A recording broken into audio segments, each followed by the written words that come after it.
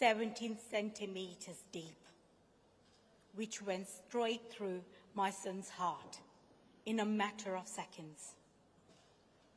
In fact, the very same morning, my son's killer collected the murder weapon from his local post office after ordering it online using his mother's ID and bank card.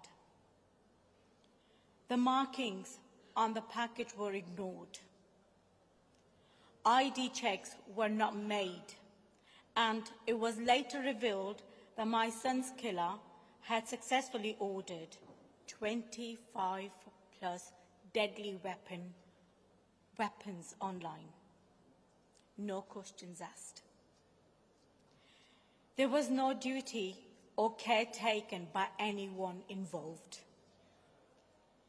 Knife crime is terrifying communities and destroying families like mine. Too many mothers get the devastating news that I got, telling you that your child has been stabbed to death and is not coming back. In that moment, your entire existence changes forever. Before the election, Keir Starmer and Yvette Cooper made it their mission to halve knife crime in a decade and save other young lives. Now in government, they invited me and other families affected by knife crime to Downing Street to form a new coalition to help drive forward this mission. Since losing my son, my family and I have channeled our grief into the Justice for Ronan Kanta campaign.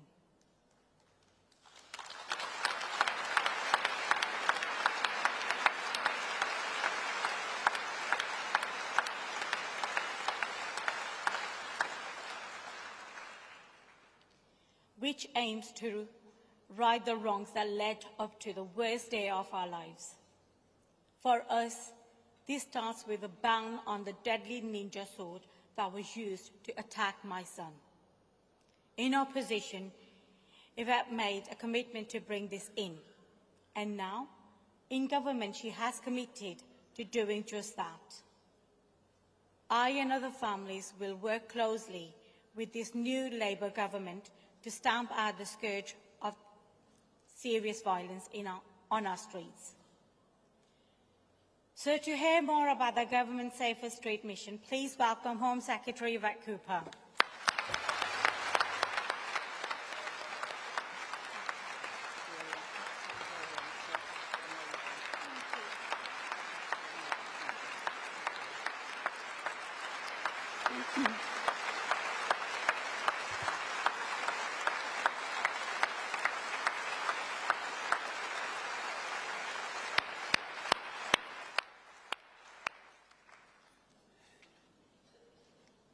Pooja, thank you.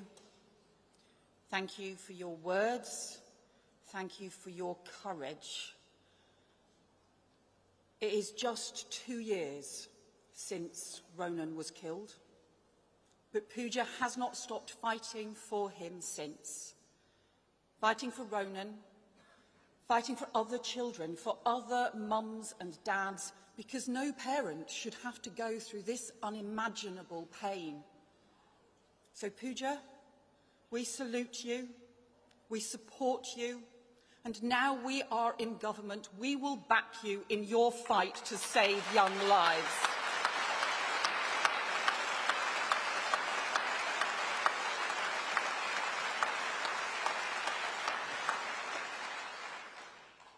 Ronan's teenage killers ordered the ninja sword online. No checks, no questions asked. Lethal weapons put straight in the hands of children.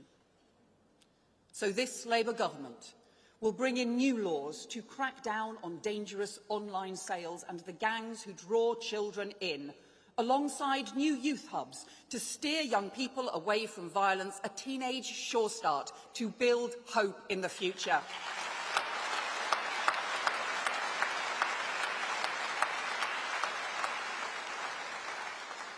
And we will make it a mission for our whole country to halve knife crime in a decade, and yes, this Labour government will pass Ronan's Law, a ban on ninja swords.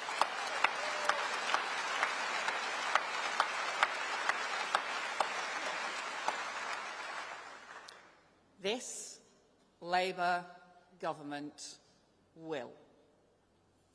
It's 15 years since I've been able to say those words at a Labour Party conference. All those years we said things but couldn't do them.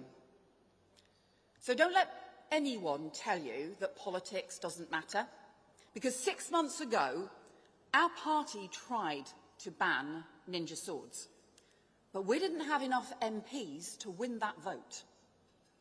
Because of the election, because of the change you campaigned for, now we do.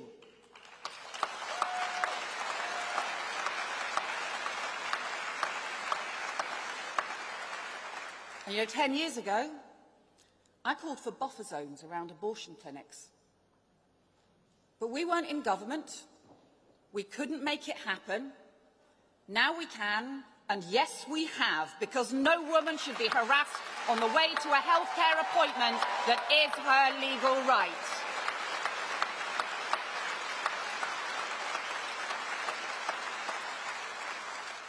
It can be hard to trust in change when things have felt so tough for so long.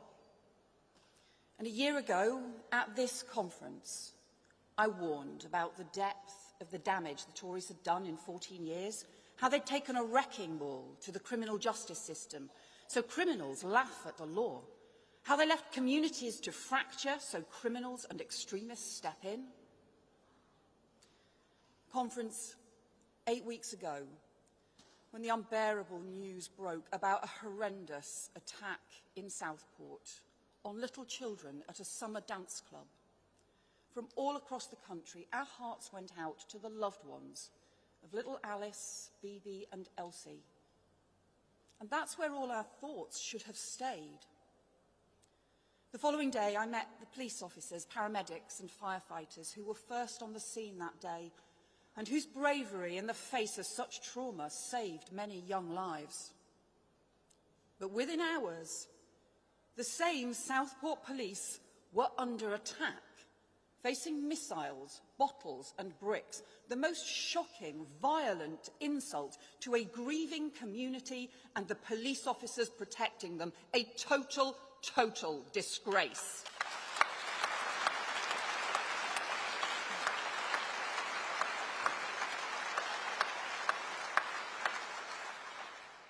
And you know, then in copycat violence over the following days, stirred up from a safe distance by the grifters and the agitators online, we saw looting of shops, attacks on mosques, a citizens' advice bureau torched, an asylum hotel set alight, and people targeted on the streets of Britain because of the colour of their skin.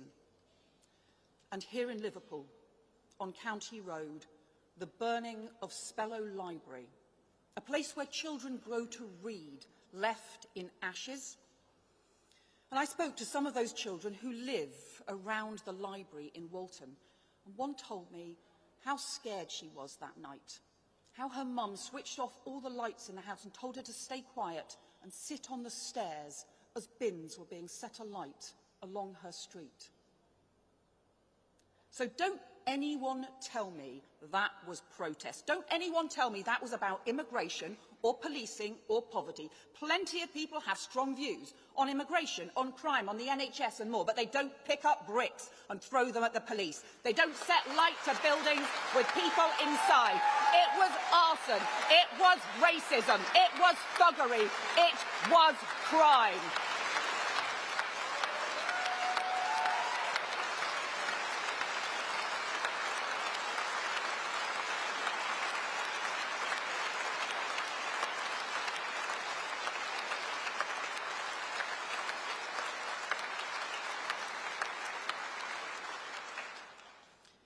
And you know it happened because criminals thought they would get away with it.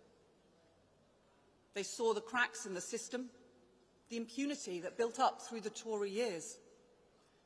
And when they decided to run riot those early August days, they thought no one would stop them. They were wrong. With Keir Starmer's leadership, this Labour government made clear that we would back our police, not blame them. We would stand up for our courts, not undermine them. We would pull our communities together, not divide them. We stood up for the rule of law. Decent people stood up for their communities, and together we put the disorder down.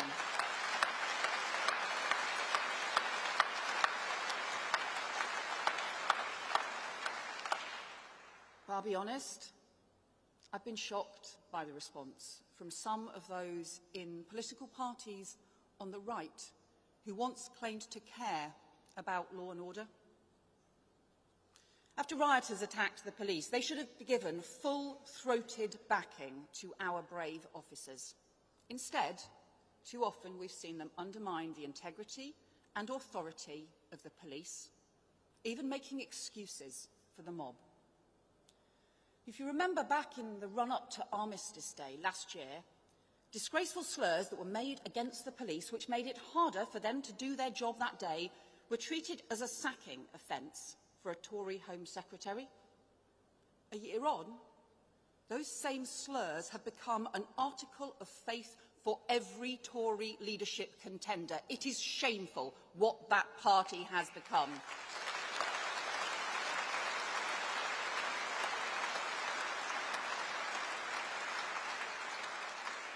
The Tories, with their mates in reform, are just becoming right-wing wreckers, undermining respect for the rule of law, trying to fracture the very bonds that keep communities safe. They have nothing to offer but fear, division and anger, but that's not who we are. That's not what Britain is about. Our country has always championed respect and the rule of law, and that is what this Labour Party will always stand up for. The party of law and order, now a government of law and order once more.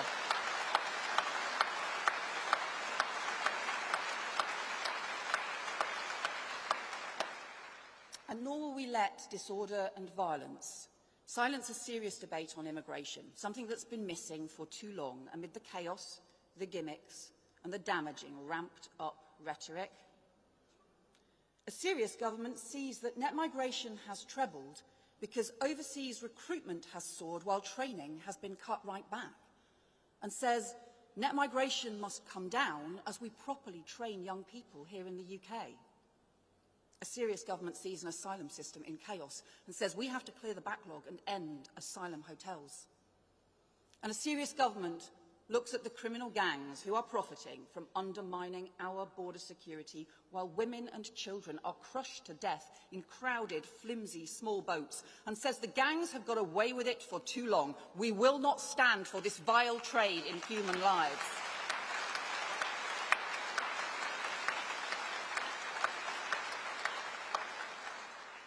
A serious government knows that immigration is important, and that is why it needs to be properly managed and controlled so the system is fair, so rules are properly respected and enforced, but we never again see a shameful repeat of the Windrush scandal that let British citizens down.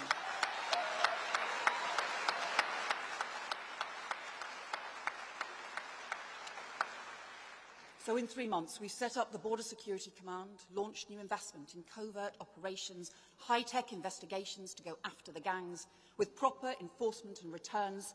And instead of spending £700 million employing 1,000 people to send 4 volunteers to Rwanda, we are boosting our border security instead, because the best way to do that is to work with countries on the other side of our borders, not to just stand on the shoreline shouting at the sea.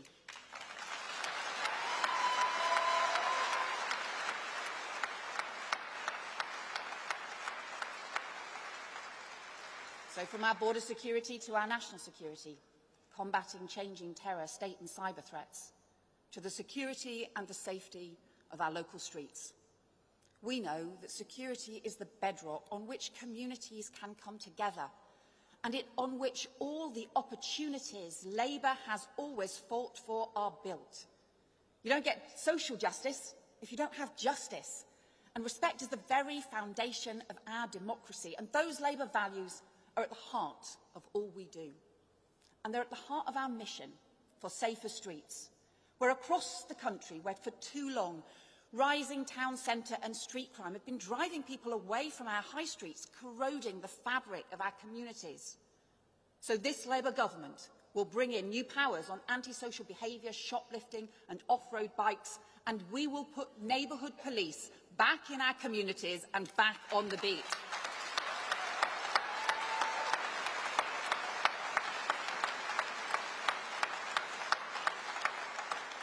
And yes, after years of co-op and USDOR campaigning, this Labour government will introduce a new law on assaults on shop workers because everyone has the right to work in freedom from fear.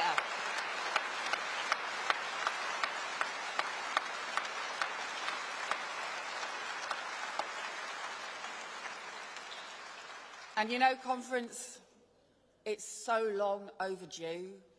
At long last, this government will treat violence against women and girls as the national emergency it really is.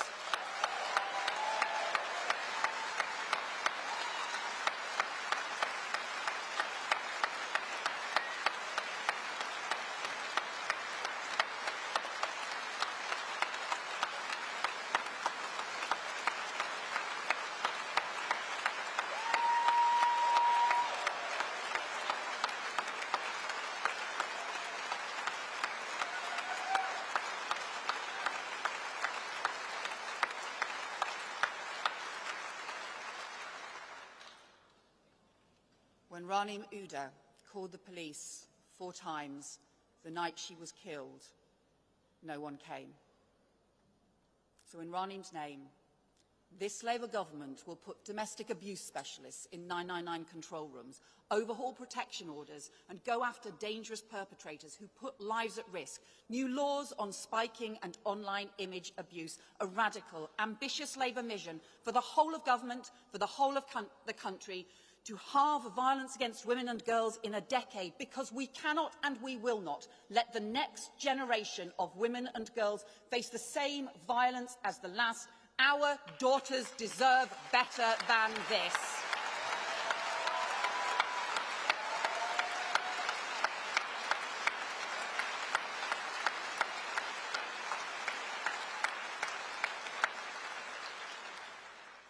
And why do we do all this?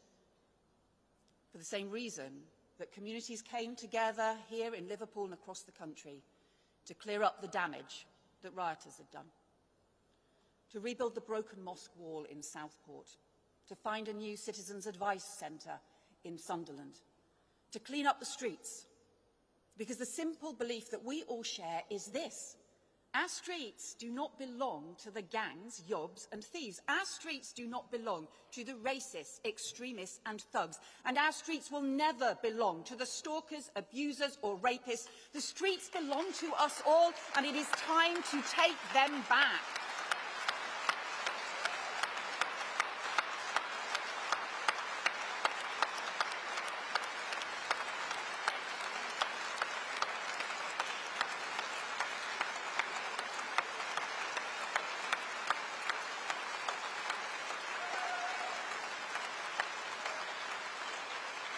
So, Conference, of course the work is hard. As a poet once said, our sleeves will grow ragged from rolling them up. But if you need hope that together we can deliver, just look down the road again at Spellow Library. After the fire, a young mum from Netherton, here with us this morning, Alex McCormick, started a fundraiser. And donations are poured in from all over the world. Thousands of books, hundreds of thousands of pounds. And already the Labour Council, Labour Mayor and community are restoring and rebuilding Spellow Library better than ever before. So when Alex said, let's show the world what community in Liverpool really means. She did her city proud. She did our country proud. Up from the ashes, a symbol of hope, a model of what our country can do. So leave the politics of fear, division and decline to others. The politics of hope is ours. The future belongs to us all. Let change begin. Thank you, Conference.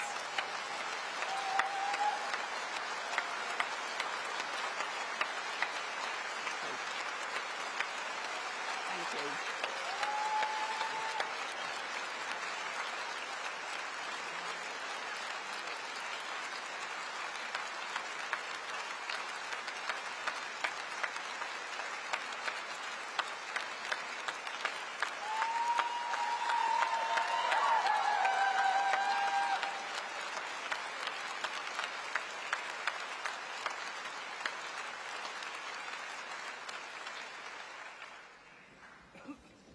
Wow, thank you, Yvette.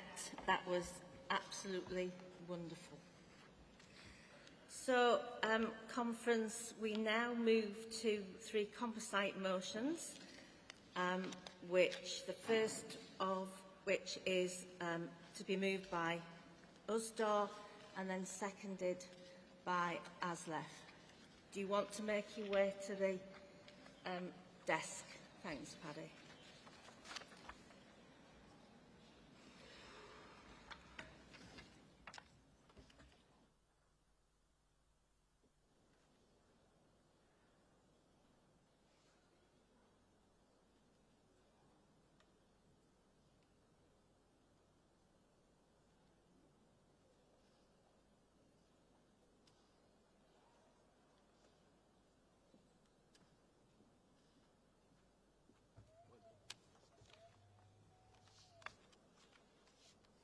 Chair, Conference, Paddy Lewis, Usdaw, moving the composite on infrastructure. Conference, as a retail workers' union, we are very proud to stand alongside our sisters and brothers from Aslef in this composite. We are proud to put retail right next to rail, at the heart of Labour's industrial strategy, and we are proud to do that because for too long retail has been overlooked. It's been an afterthought. It's been neglected, but this industry is essential to our economy in our communities and to millions of families whose household incomes depend on it. It's the largest private sector employer in this country. It brings in billions to the economy every year, and its workforce serves our communities day in and day out. But the Tories didn't value retail. They certainly didn't value retail workers. They sat in their hands while jobs were lost, while shops closed their doors, and while the empty holes in our high streets grew bigger and bigger. They made hollow promises and they took no action.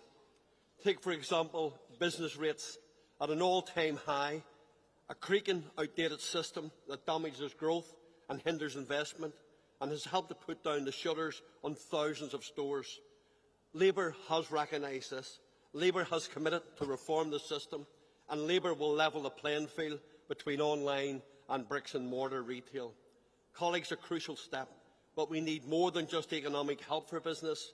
The plan for retail must put people front and centre. It must deliver better jobs, decent pay, secure hours, and Labour's plan to make work pay can transform the lives of retail workers. It must be implemented fast, it must be delivered fully, and it must be enforced. Retail workers need to feel secure in their jobs, but they also need to feel safe in their workplace too. The new offence of assault on a shop worker will be an important step forward, and it must work alongside investment in policing to tackle retail crime. That's the bare minimum, colleagues, that retail workers need. But Conference, they deserve more than a minimum. They deserve opportunity, opportunity to assess training and skills, to keep pace with the changing world of work, through union-led learning, good quality apprenticeships, and they deserve recognition of their role as part of a critical infrastructure, as part of the backbone of this country, and at the heart of Labour's industrial strategy and plan for growth. And they deserve to be taken seriously. With a voice in the room when key decisions are being taken, retail workers have insight and experience. They can help the sector to thrive and grow. So, on behalf of retail workers, we have been asking governments time and time again, listen to us, work with us. We want to increase investment and drive economic growth. We want to build a strong and vibrant retail sector, and we want to help our communities thrive. For the first time, colleagues, in 14 years, we have a government that will do just that. Conference, please support the composite.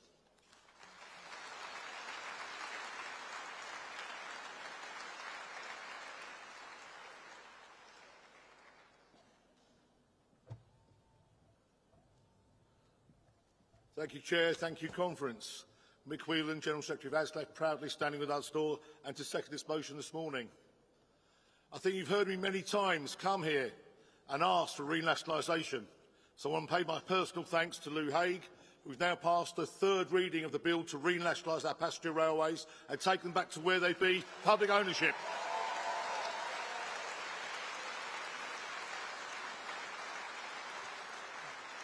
And I look forward to all those other debates about our essential infrastructure, about where the utilities should be, where the Royal Mail should be, and where we be as the taxpayer looking after our own assets for the great good in our communities.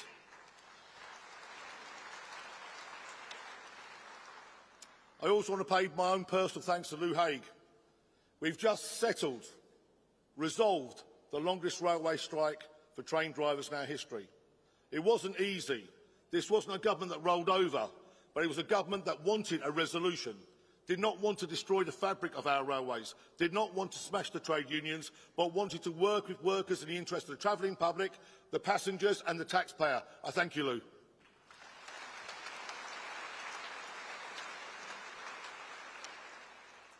But having said that, that's part of the job. We've undone the 23 years of the Ponzi scheme of failed privatisation on the passenger side. And we will have our GBR. But for that to truly happen, we also have to look at the freight sector. Many of you don't know that the freight sector is privatised red in tooth and claw. And what we have seen is a race to the bottom. And we are desperately in need of stopping the redundancies of the rail freight sector, because that is also the sector that maintains our infrastructure. So if we don't have the freight sector, we don't have the workers within it across all the three rail trade unions, you can't maintain your railways, you can't build that green connection, that green community that we look at as part of the wider Labour vision. How we're going to change the future of future generations, how we're going to do mass transit, mass freight, mass passengers and deliver for our communities, how we're going to build the transport links, where we're going to build all the houses that we've promised, how we're going to regenerate. I will take Liverpool as an example. Steve Rotherham built 2 new stations in deprived areas. People have gone to live there. Businesses are now thriving there, and we're now looking at the infrastructure we need in those areas. All our infrastructure is a field of dreams. If you build it, they will come. We saw the debates about Crossrail. It was overspent, overrun, and too late. We now call it the Elizabeth Line. On the day that it opened, it was oversubscribed. 140,000 people, more than expected to used it. 4 million people have used it so far. It will pay for itself in 5 years, and we will have that national asset delivering green transport, integrated transport for 10, 20, 30 generations to come if we do it correctly. If we can do it in London, we can do it elsewhere. Please support the motion, support a green future, support infrastructure.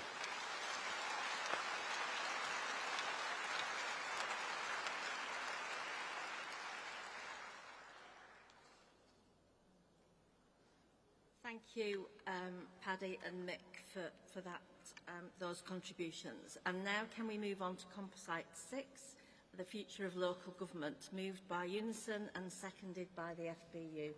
And if you could go to the desk to register. Thank you.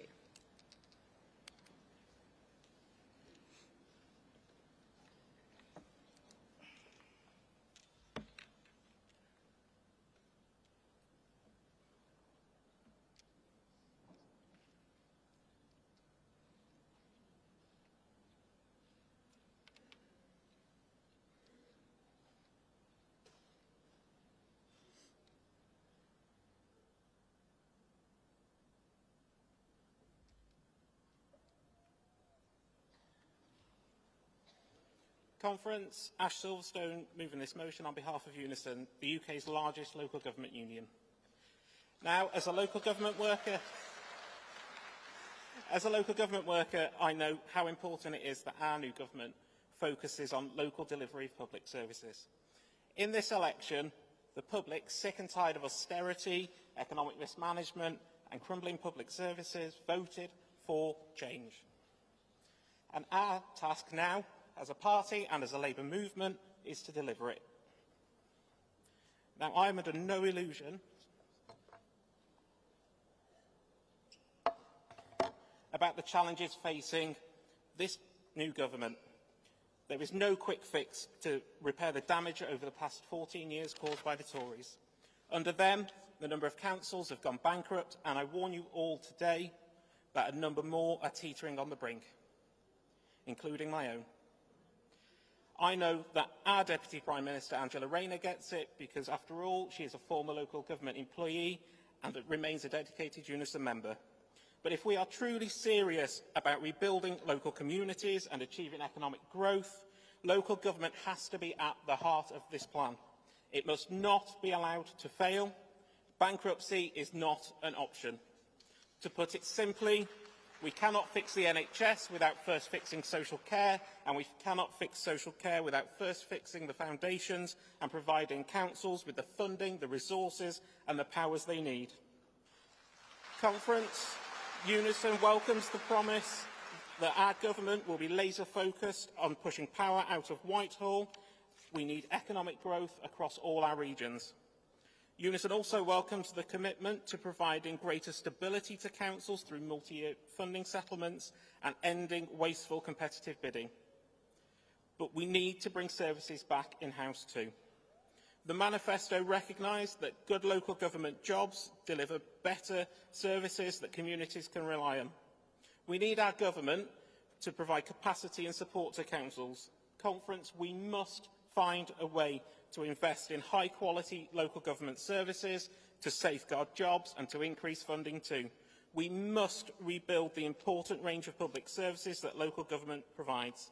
That has to be central to our economic growth strategy. But Conference, these are not just issues to be solved in Westminster. These are issues that the whole Labour movement must be involved in. We must all work together, the recognised trade unions, metro mayors, Labour councils and Labour councillors. We must develop a workforce strategy which includes good jobs with decent pay and conditions and ends outsourcing. These are challenges we must rise to as a government and as a movement. So in closing, as I said at the Trudeau rally on Sunday, together we can change our workplaces, together we can change our communities, together we can change our country, and together we can change our world. And so I urge you to support this motion, sending a clear message from this conference that this party and this movement will save our services and that change begins today.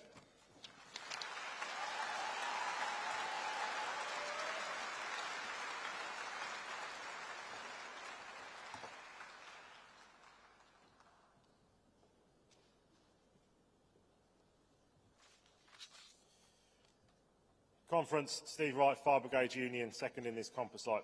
Conference, for 14 long years, the Tory government have wrecked public services. They've also decimated the fire and rescue service. Our communities have been left vulnerable and our workers overstretched. The impact of their austerity measures has been felt on the front line by workers and by the most vulnerable in our communities. But today we have an opportunity to rebuild. The general election wasn't just a reflection and a rejection of austerity and neglect. It was a call for bold, lasting change. Labour's commitment, Angela Rayner's speech to us this week, should give us hope. Hope that we can restore what was lost and build strong, resilient public services that our communities can rely on.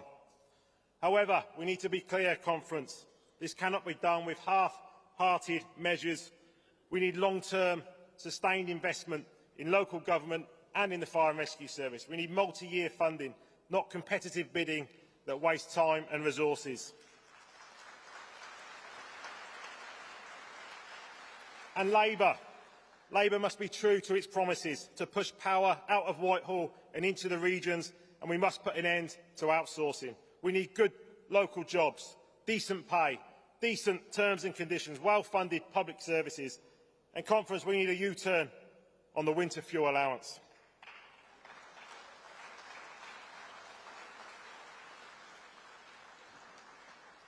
These are not essentials. Actually, conference, these are essentials. They are not luxuries. We must rebuild, not just repair. And Labour must work with the trade unions and deliver change that our communities demand.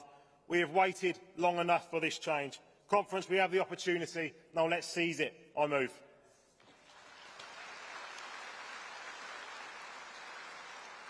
Thank you, Delegate. So we now move on to Composite 7. We're just turning this one around a little bit, to be moved by the FBU and seconded by Unison. Do you want to come along and register at the desk? Thank you.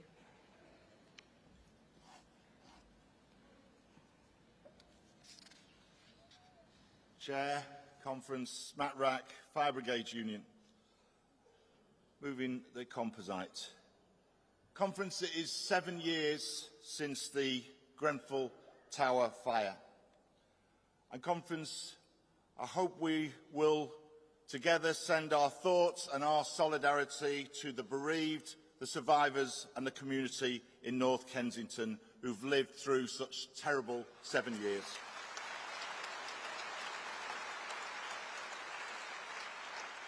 I'd also ask you to spare a thought for those who reacted, the workers in local government, in the NHS and in other services, and for workers in my industry, firefighters who desperately struggled to save lives, who engaged in remarkable acts of heroism.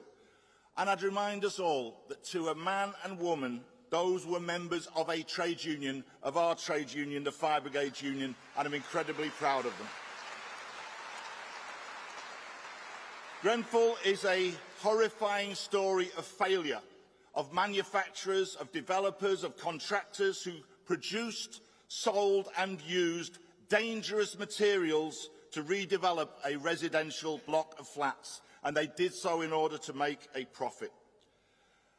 And behind all of that, and the report is very clear on this, we have government failure for decades. The mantra was to cut red tape, and in this case, cutting red tape meant cutting systems of safety, and that has to end. Conference, the Grenfell Tower report is very clear that the regulatory system failed, and that paved the way for the disaster at Grenfell Tower. We pointed that out in 2017, and I have to say we've been completely vindicated on that point. The composite makes the case for publicly accountable systems of building control sitting under local authorities and for the public ownership of fire and rescue and building research through the BRE. The privatisation of BRE has been an utter disaster and has introduced commercial interests where they should not exist. The composite calls for a new advisory body on fire policy, and we welcome the discussions we've already had with the government on this point. And finally, it makes a point about investment, and we've heard that in the previous composite. We will not resolve the continuing cladding scandal that affects hundreds of thousands of people unless we invest. We will not correct the failings that led to Grenfell unless we address fundamental errors and failings in public services and without investing in those public services. If we want to deliver justice for Grenfell, the measures in this composite need to be implemented and implemented quickly. I move. Thank you.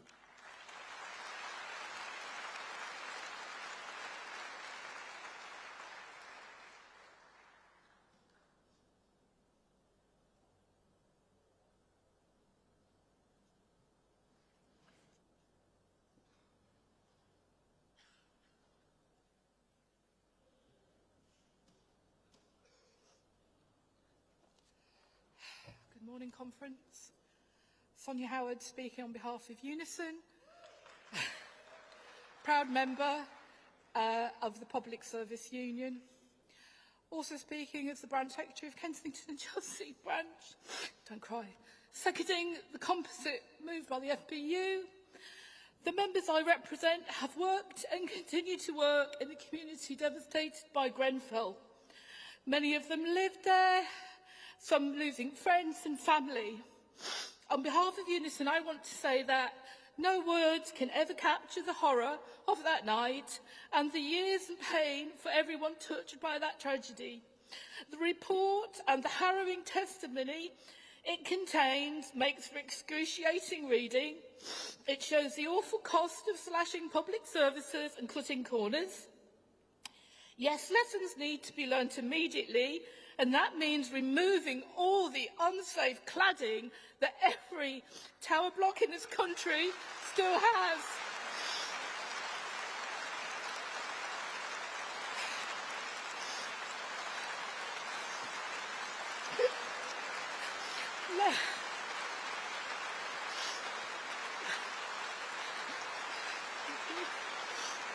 Lessons need to be learnt immediately. No one should be forced to live in a home which they do not feel safe in. And it is a disgrace that still after 7 years, they are still at risk. Thousands of lives, we saw that in Dagenham. Thankfully, there was no loss of life that night. Hundreds of thousands of people are still living and working in those dangerous properties. Many of them are public sector workers who bought their first homes under the Key Workers scheme, and many do not earn that much and they are trapped and they are unable to sell their property. Unison believes that the government must give everyone peace of mind and act immediately on the report's recommendations. Thank you for listening to me. Thank you,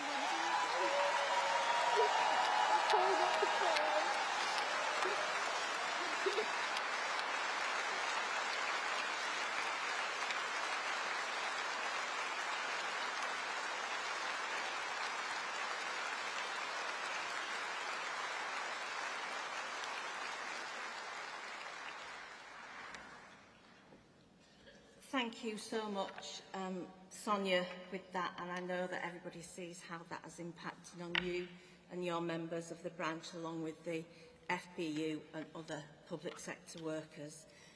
Sometimes local government and others seem to be the Cinderella service, and we've heard how important that should be today to be changed. So, thank you for that. So I am going to take speakers. I'm going to do that in rounds of 4.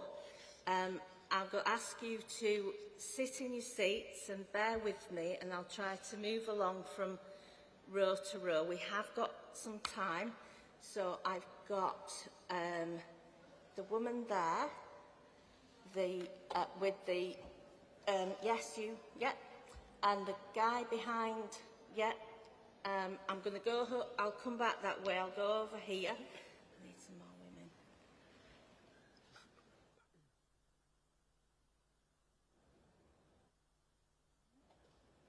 So that over to my right, I get that right? Yeah, the person that's waving to me now. Can I see someone? And the woman there with the, yeah. Just wave to me. Next to the person with the stripe on. That, yeah, you, no. Next to you. Yeah. That's 4, isn't it? We will come back to take some more.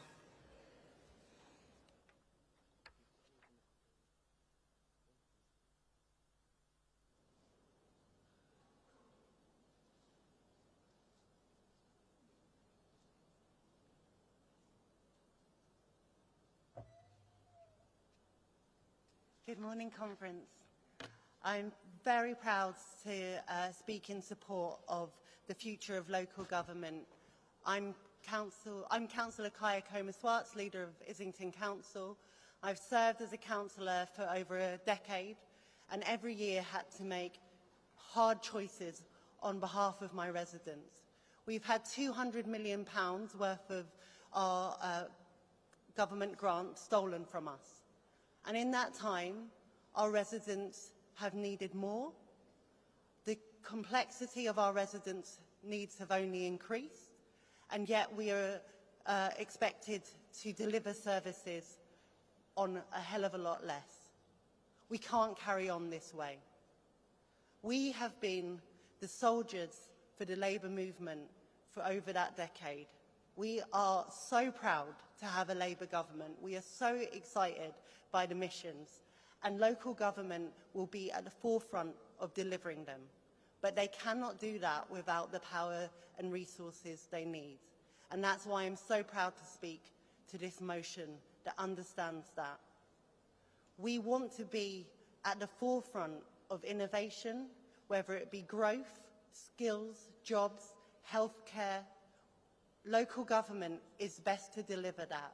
We are a great preventative service, and I want to say thank you to every single councillor in this room and beyond for being an amazing advocate for their residents. Council services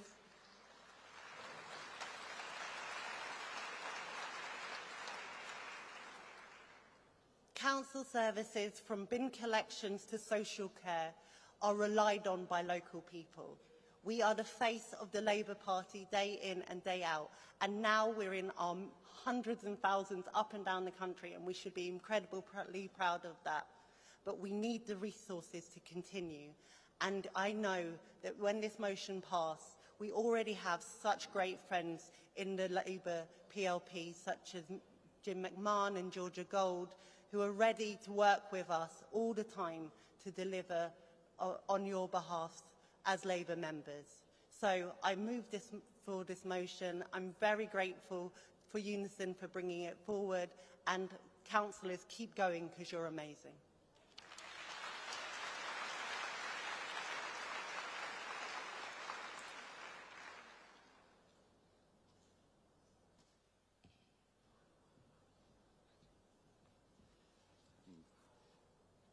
Conference, as the new Member of Parliament for Kensington and Bayswater, I want to extend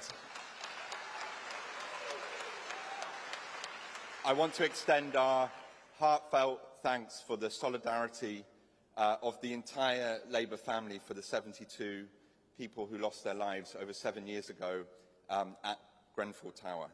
And in particular, I want to thank the Prime Minister for his incredible response to the inquiry report and his personal commitment alongside the Deputy Prime Minister for truth, justice and change. But Conference, a report from a public inquiry is not the same as justice, important though it is. So we do need to see criminal accountability for those responsible for what happened at Grenfell Tower.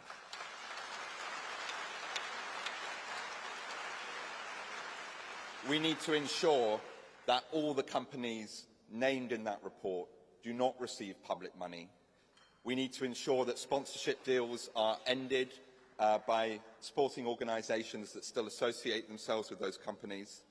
And we need to ensure that the remedial work on buildings up and down the country, where tens of thousands of people are still going to sleep in unsafe buildings, is sped up as quickly as possible. And we do need to make sure that the full recommendations from the report are considered and responded to by the government. But Conference, it's also not just about what's in the report. It's more social housing, which of course we desperately need, but it's about treating tenants with the respect that they deserve, speeding up repairs and making sure that people are living in safe and warm homes. So Conference, thank you for your support for our community, and stick with us on this fight for truth, justice and change for all of the bereaved and survivors.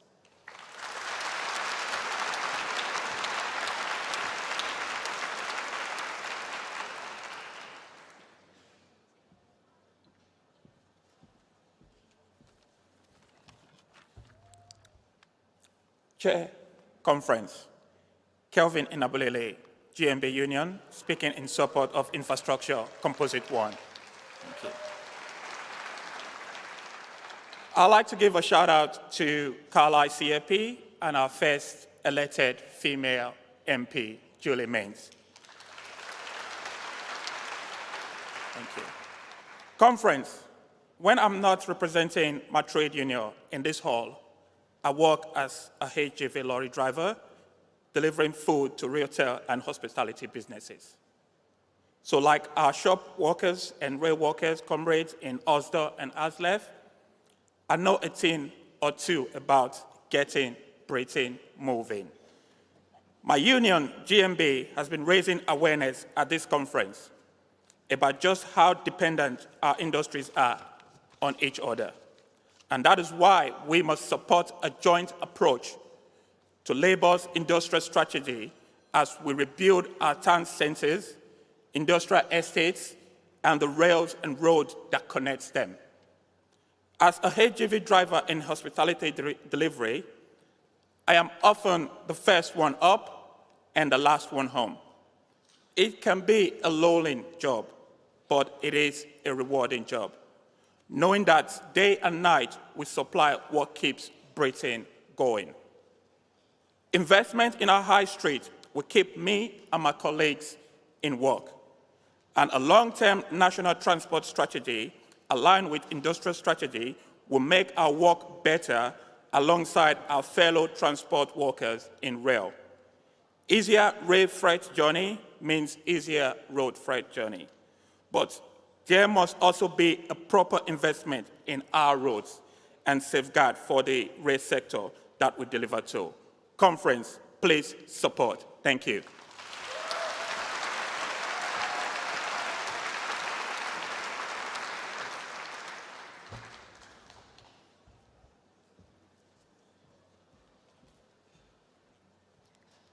I'm Chaya Watson. I'm Spen Valley CLP delegate, first-time delegate, first-time speaker. I wish to speak in support of the Future of Local Government 1. Conference. The chronic underfunding of local government through successive Tory administrations has left our local councils on their knees. My local council, Kirklees, has lost an estimated £1 billion in funding from 2010 to 2024 due to Conservative and coalition cuts and underfunding. This is forcing the council to make incredibly difficult decisions. My local historic town hall is shut, our sports centres and libraries are struggling to remain open, and my local tip is threatened with closure. These are the services that keep our communities alive. The waste recycling centres that provide jobs, the libraries that provide a safe, enriching environment, and the town halls that host local groups like the U3A. This cannot go on any longer. My hopes for this Labour government are that with the devolution revolution and 411 Labour MPs elected this year, our councils can work proactively with a government that understands their needs. They truly are the backbone of our communities, and I'm excited that we have a government now who will recognise this. Thank you, Conference.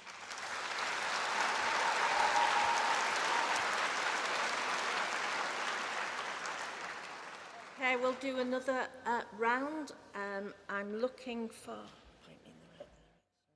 Where I've got... Here, where are you? Right, so I can't see any right over there. So, the one with a beige coloured, I can only see your arm, yeah.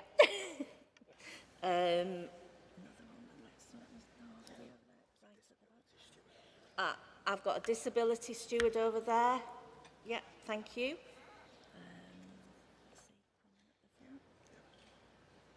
Yeah. And then we have got time, so I'm going to look for somebody at the back. What about somebody in the red at the back? And the person in the red jacket, sort of right in front of me. Yeah, thank you. And if you could all go to the desk to register.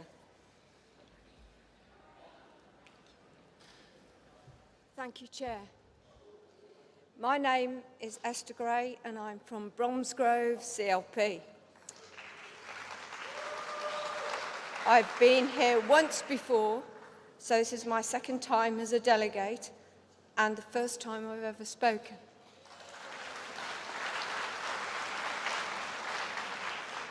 Conference, I speak to support the motion today on the infrastructure. Although I'm a councillor, I support this one because after 14 years of Conservative government, we've been left with working people struggling to make ends meet without the pay they deserve. Conference, Worcestershire County Council have been run by the Conservatives for years. and are failing their own workers. I met whilst canvassing a young man who said to me, "I've been working for Worcestershire County Council on a 37-hour week contract. They are about to fire us and rehire us on a 35-hour week contract." I was astonished that a council would do that, knowing that this new Labour government were about to try and make that illegal. What are they about? We didn't have enough Labour councillors to defeat that motion. And strangely, within a very short period of time, those same Tory councillors, along with their Lib Dem supporters, voted themselves as £2,000 extra money for being councillors. Labour has a plan for a new deal for working people. Labour will the Industrial Strategy Council on the statutory footing. This body will have representatives from all nations and regions and our trade unions, and I'm a member of Unison too. Labour has a plan for growth that will benefit both businesses and employees, that will start to deliver a fresh start from the years of the failure of Conservative government. I urge you to vote in favour of the infrastructure motion.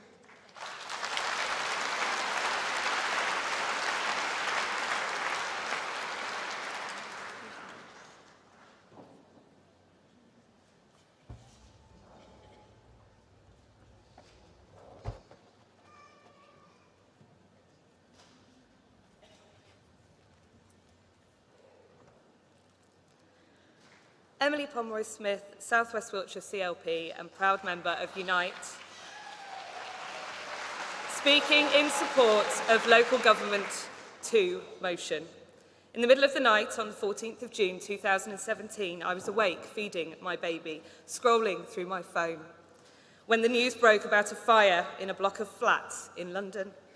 I grew up in the shadow of tower blocks in East London, and I didn't need to be an expert to know that what was unfolding at Grenfell Tower was a disaster beyond measure. The firefighters who saved so many that night in impossible and horrific circumstances, risking their own lives as they do every day, deserve our gratitude and support. I welcome Angela's pledge this week for decent, safe homes for all. During my career as a property manager, I witnessed firsthand the corners cut by dodgy developers and bad landlords. The swanky developments with gyms, concierges and green space segregated from the affordable housing where tenants had no access to these facilities. The damp, mould, delayed and shoddy repairs, extractor fans that didn't vent outside but into cavity walls in a building only 6 years old. The cladding used to disguise tower blocks from their more affluent neighbours. The cladding that is still on far too many buildings. Tomorrow, I will go home to that baby that I was feeding, my 7-year-old Logan.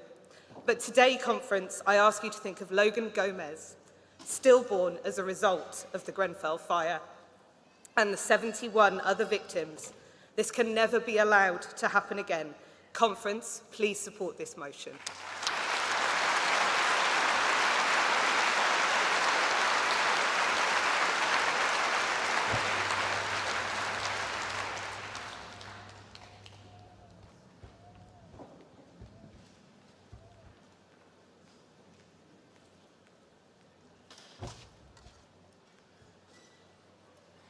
Chair, Conference, Patricia Davis, and a very proud member of Unite the Union. Speaking in support of the composite motion and infrastructure and focusing on the importance, it is a key part of a proper industrial strategy. Conference, investing in our country's creaking and underfunded infrastructure, public transport, council housing, communication, utility and energy is desperately needed, not just to support sustainability, and diverse economic growth across our region and nations, but to create well-paid, unionized, and high-quality skilled jobs. This includes large-scale public work projects which create jobs and sustain a strong, stable, internal UK manufacturing sector. Projects such as high-speed rail link, sustainable balanced energy, projects like the Swansea Bay, Tidal Lagoon, and Hickley Point Sea, and Sizewell, and the restoration of onshore wind farm approvals are all important to such an approach. Unite is calling for massive investment in wind, solar, nuclear, and hydropower generation. In addition, critical to a successful industrial policy will be the delivery of a UK battery manufacturing and capability for both energy delivery and storage facilities to maximize the benefit of a circular economic to reuse, repurpose, and recycle carbon capture technology and hydrogen product. Conference, we must aim to go far beyond simple undoing the damage inflicted by government underinvestment. Our aim must be to identify, intervene, and invest in opportunities for the benefit of all and across our economic. Conference, please support.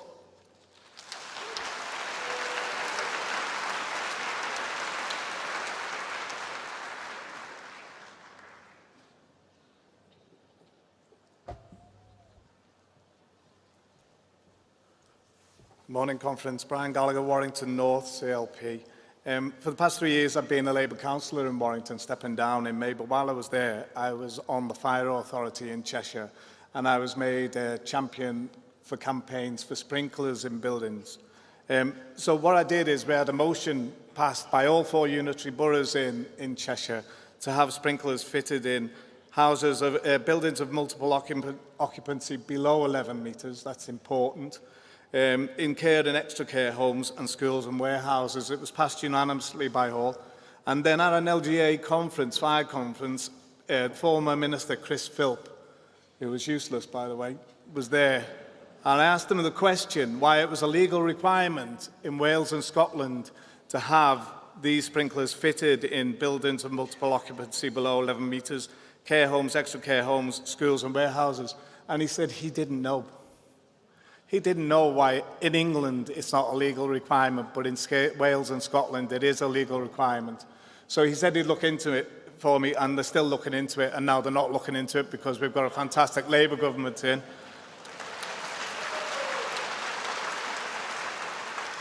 So speaking in favour of the future of local government too, I'd like them to also consider, the government to consider having sprinklers fitted as a legal requirement in England, not just Wales and Scotland. Thank you.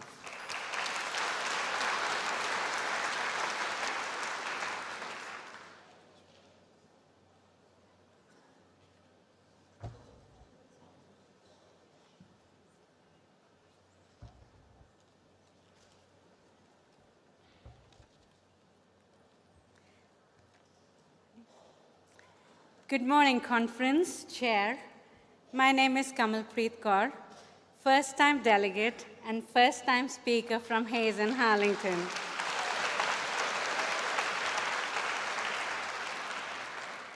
I have been a Labour Party member for nearly 2 decades, and on one of my birthdays, a friend said, "Do you know on this day in 1924, Labour Party first ever came to power?"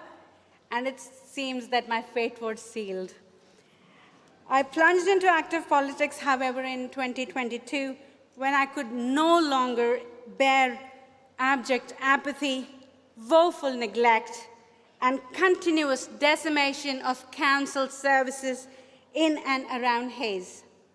Now, as a councillor in London Borough of Hillingdon, The devastation of 14 years of Tory rule is what I see in my communities every day of my life.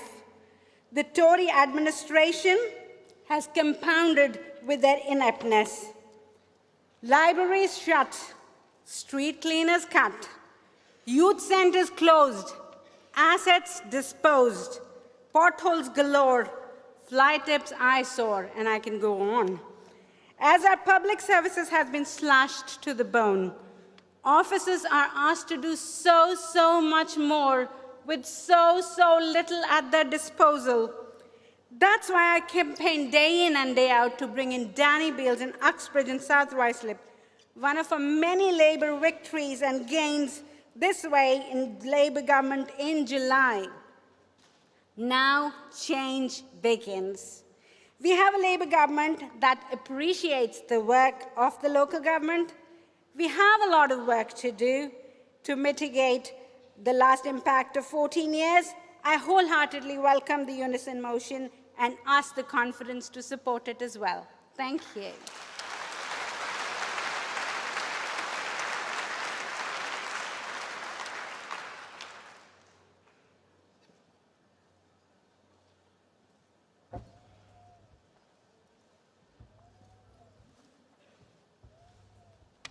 Good evening, or even morning.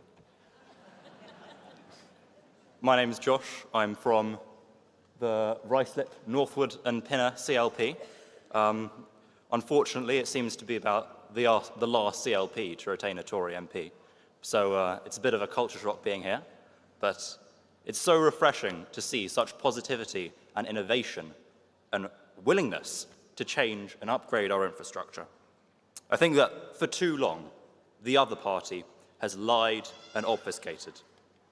They have managed to combine, impressively, all of the worst aspects of privatisation and nationalisation. They've let high streets fall into decline. I think it's been this way for almost as long as I can remember. I was born in 2005, just after the election. I was 5 when the Tories came to power in 2010, and for the first 19 years of my life, I'd never seen Labour win a victory in a general election. So you can imagine how happy I must have been on July 5th when I woke up to find that the adults were back in charge.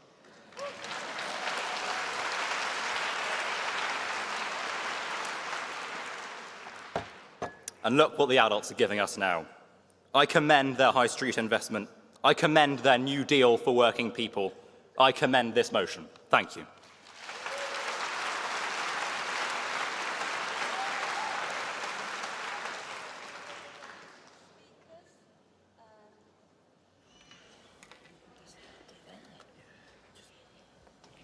Yeah, there, thank you. Do you want to come up here as well? Yeah. In the middle somewhere. Right, I've got another accessible steward over there as well. I've got somebody from right at the back at the south.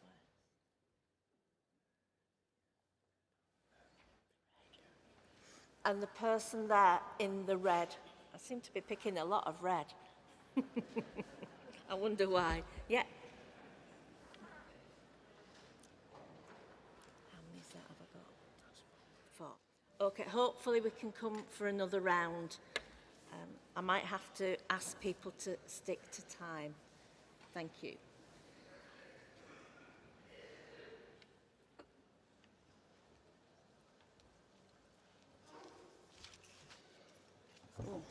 Ooh, thanks. Chair, Conference, Donna Spicer, proud GMB union member, supporting future of the local government one. Solidarity to Sonia from Unison, your speech was very moving. Conference, there's no denying that local government spending is in crisis. 14 years of the Tories have decimated public services and it has left GMB members without jobs, residential homes are being closed, lack of investment in children's services, adult social care, housing and many more of our public services are closing. Our physical health, mental well-being and economic prospects are suffering. If we do not address the failings of 14 years of austerity and fix local government spending, this will get worse. GMB has long opposed government cuts, and we will continue to campaign for proper funding to restore our public services. Conference. We are still reeling from a pay crisis. In real terms, average wages are lower than they were 15 years ago, and we have seen the worst public sector pay squeeze in history, which has left our essential services on its knees. Outsourcing has left its scars across the country. It has slashed terms and conditions and pay of public service workers. And conference. It has cost ordinary working class people's lives. The Grenfell Tower disaster is a key example of this. Grenfell residents raised their concerns many times about the substandard refurbishment undertaken by the private sector subcontractor and non-compliance with fire regulations. Grenfell has impacted us all. We remember how we felt when we heard the news. I couldn't even go to work that day when I sat at home watching it. Their lives could have been saved. The catastrophe was completely avoidable. Conference, something needs to change. Please support our public sector workers, support our public services. We support this motion. Thank you.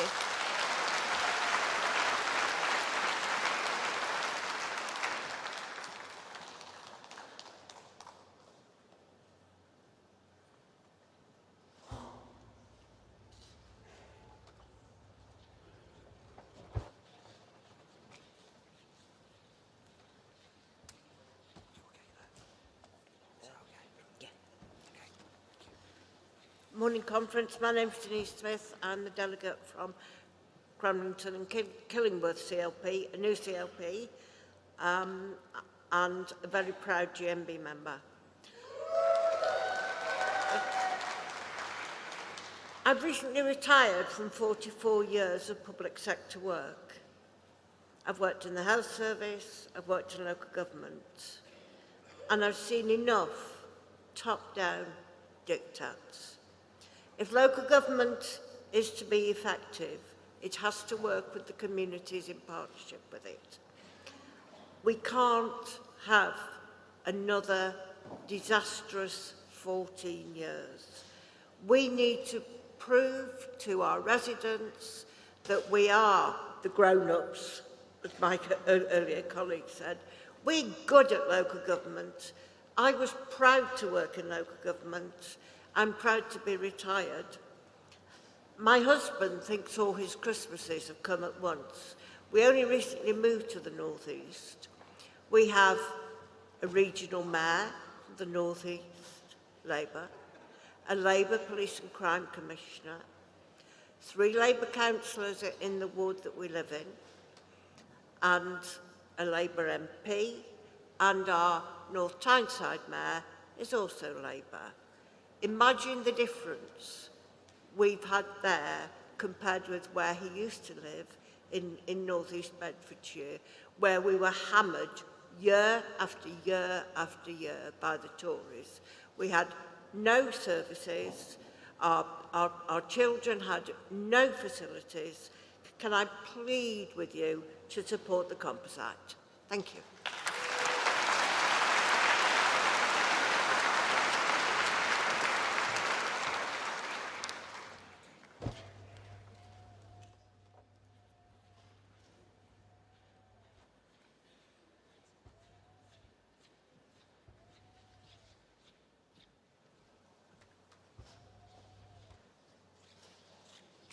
Does it go any higher? No, that's okay. I'm very tall. Conference. Villa Wilding, Chair of Hendon CLP. First-time delegate, first-time speaker, and university student.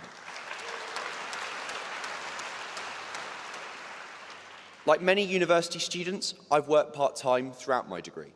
My first part-time job was in retail, working in the middle of a dying shopping centre in the middle of Bristol. I would go to my shifts selling tea, coffee, and hot chocolate. I would sweep the floors of the shop, count stock, and if I was lucky, someone might come in to browse. If I was really lucky, and sufficiently charming, someone might buy something. As you can probably imagine, that shop closed about 6 months after I started working there. And to be frank, within that centre, we were one of the more successful stores.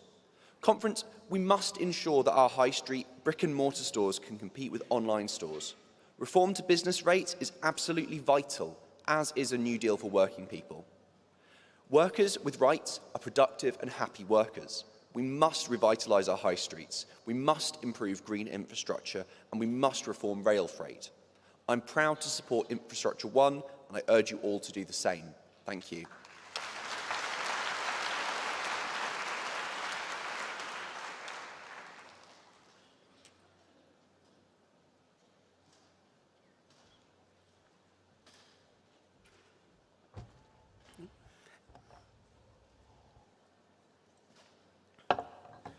Good morning, Conference. Thomas Haynes, Stroud CLP. I'm not a first-time delegate, and I'm not a first-time speaker. I am here to speak on the local government motions because an awful lot of my family have been involved in local government in one way or another. Back in May, when Stroud District Labour elected no fewer than 15 new councillors to Stroud District Council, our largest council group since 1999, thank you. My father was one of the new Labour councillors elected in our village of Cam. Earlier, my mother was a Labour councillor for the neighbouring town of Dursley. My aunt was a Labour leader of Camden Borough Council in London. And my grandfather and one of his brothers have also been councillors, though not for the Labour Party. I remember I joined the Labour Party a week shy of my 16th birthday, and in December I will mark 9 years membership of the party. And I remember going into my early branch meetings and hearing the leader of Stroud District Council describe how we, the last Labour council in Gloucestershire, were the last council in the county still building council houses. How we protected our leisure centres, how we protected local services, and how for over a decade our Labour council was the last thing protecting our vulnerable residents from the worst excesses of Tory and Lib Dem national government. Thank you. But Conference, it's never enough. And it's particularly not enough under the cuts that local government has faced over the last 14 years. As our services decline, the council run out of money, and my friends from school face homelessness because of the lack of social housing. And this is in one of the wealthiest districts in the country. I can only imagine what it must be like elsewhere.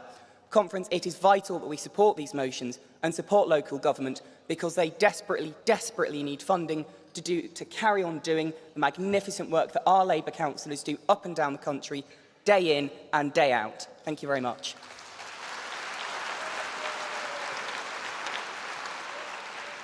A last round here, but it will be the last round, and I can only take 4 people. Near the bins. There's someone near the bins over there that's waving their and it's not Dusty. Did you come in? She got me? Yeah, okay. And then I think there's a woman somewhere on the back there with a white top waving at me. No. Okay. It's James Lewis Lee.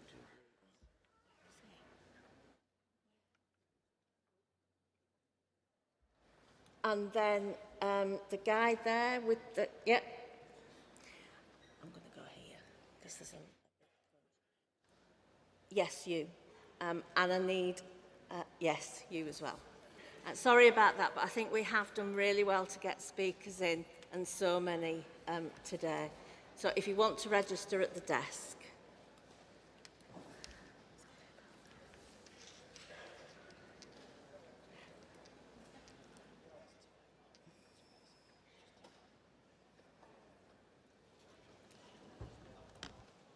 Conference Chair Catherine Vallis, first-time Speaker and proud Glasgow City Councillor, rising to support the motion. We will all have heard the stories on the doorsteps in the most recent election of people who are frustrated with their local government services, people who have been let down by lack of resourcing and from local government workers who want to do their best but have to do more and more with less and less. All of the councillors in the room will be aware of the budgetary pressures on their services, and it will be no more evident than in their inboxes and in all of our new MPs' inboxes, as people's housing concerns, social care concerns just rack up and up and up. I fully support this motion because we must invest in good local government infrastructure, in safeguarding workers, and in making sure that we have services that are fit for purpose, but also thrive, that people can thrive under. So I urge everyone in the room to support this motion and to make sure that we are properly investing in local government, both for the workers, but also for our constituents, and so that we can deliver as a Labour government, both locally and nationally. Thank you very much for your time.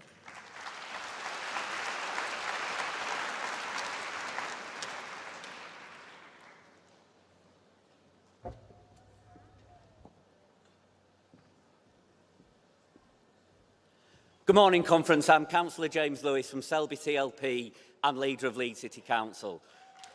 Conference, like every single one of the 6,500 councillors, Labour councillors in the country, we worked so hard to get the victory on July the 4th because we had had the worst of the deal from the Conservatives and the Lib Dems. We had 14 years of cuts. We had hundreds of millions of pounds taken away from council services. We saw the short-term sticking plaster solutions rather than long-term deals. And we saw the political vilification of local councillors by Tory ministers who sat in the shires trying to make Labour councils and Labour councillors doing their best the victim of political attacks time and time again because the Conservatives have cut money and they've tried to make us look bad. And that is going to come to an end with the Labour government, and we are so pleased. The worst... There are many things when you think back to the time of Michael Gove, Eric Pickles and all those Tory local government ministers, but the worst of the lot was when we were forced to bid for outdoor chess sets. I'm still jealous that Bradford got one and we didn't. But Conference, that has changed. We'll work with Angela Rayner, we'll work with the government, we will move on from competitive bids to long-term funding settlements, we'll work to rebuild public services, and we'll work with our public service trade unions to make sure we have long-term financial settlements of councils and long-term pay deals to make sure we are rebuilding public services and rebuilding the pay of the people that work for local councils who are the backbone of our services. Conference, support the local government finance motion.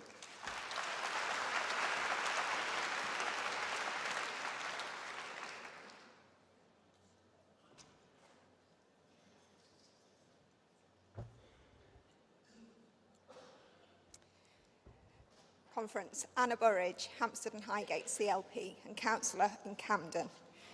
In 2022, I was elected Councillor for Primrose Hill 5 years after the Grenfell tragedy. In my ward are the 5 Chalcott Towers, housing 3,000 people who were evacuated for 6 months in the aftermath of Grenfell because their homes were unsafe. I know just how awful that tragedy was for the people living in those buildings. Some saw it unfolding from their windows, and some had friends and family directly impacted. I know how hard local government officials and politicians worked to rehouse and support those people.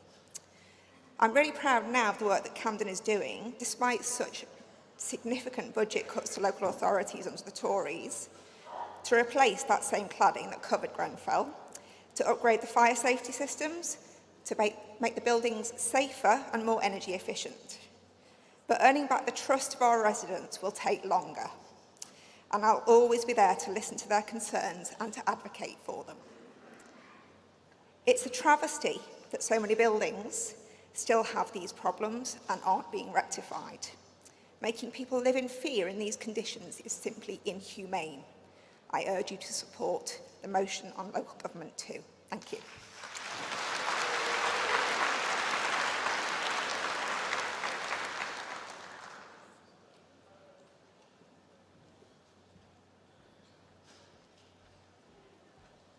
Hello, Conference. My name is Councillor Rima Baklini, Ealing Central and Acton CLP.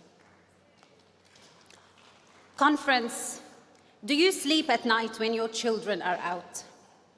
As a mother of 4, I can tell you that I don't. And I stand here today with a heavy heart deeply concerned about the crises that threaten our children and the safety of our society, particularly the alarming rise of knife crime among our youth and the persistent violence against women and girls. Issues that keep me awake at night. I refuse to accept a world where my children or any child live in fear, and I know we must act decisively to protect our most vulnerable and ensure a safer future for all families. It is heartbreaking to witness too many young lives being destroyed by knife crime, with children as young as 12 being drawn into gangs, carrying knives, and getting caught up in violence from which they can't escape. This tragedy is a direct result of 14 years of conservative chaos and failures that have led to cuts in youth services, a lack of support for struggling families, and a significant reduction in policing on our streets, leaving our communities vulnerable to violence. The Conservatives haven't just failed our young people, they have failed women and girls too. Violence against women, whether it's domestic abuse, sexual harassment, or worse, has been allowed to flourish. Too often, women are let down when they seek help, and justice is delayed or denied altogether, leaving them to live in fear while perpetrators walk free. Our government will address this. Labour will tackle the root causes of knife crime with proper funding for youth services, early intervention, and by holding those who profit from violence to account. And Labour will take firm action to end violence against women and girls, ensuring that women are protected, perpetrators are held accountable, and victims get the justice and support they deserve. Labour will not tolerate a society where women live in fear. So, Conference, I urge you to support this motion. Together, we can make our streets safer and our society stronger. Thank you.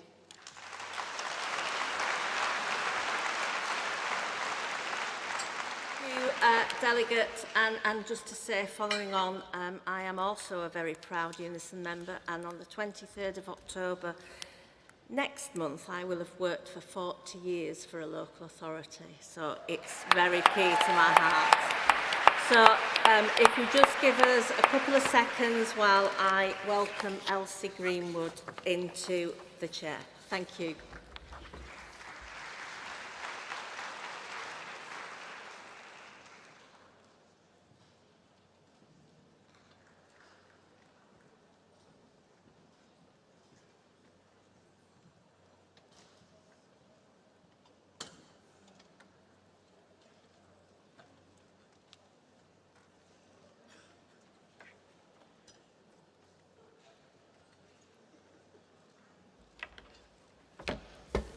Thank you, Conference.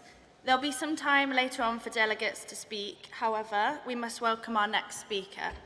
It's with great pleasure that we welcome onto the stage Olympic gold medalist Imogen Grant.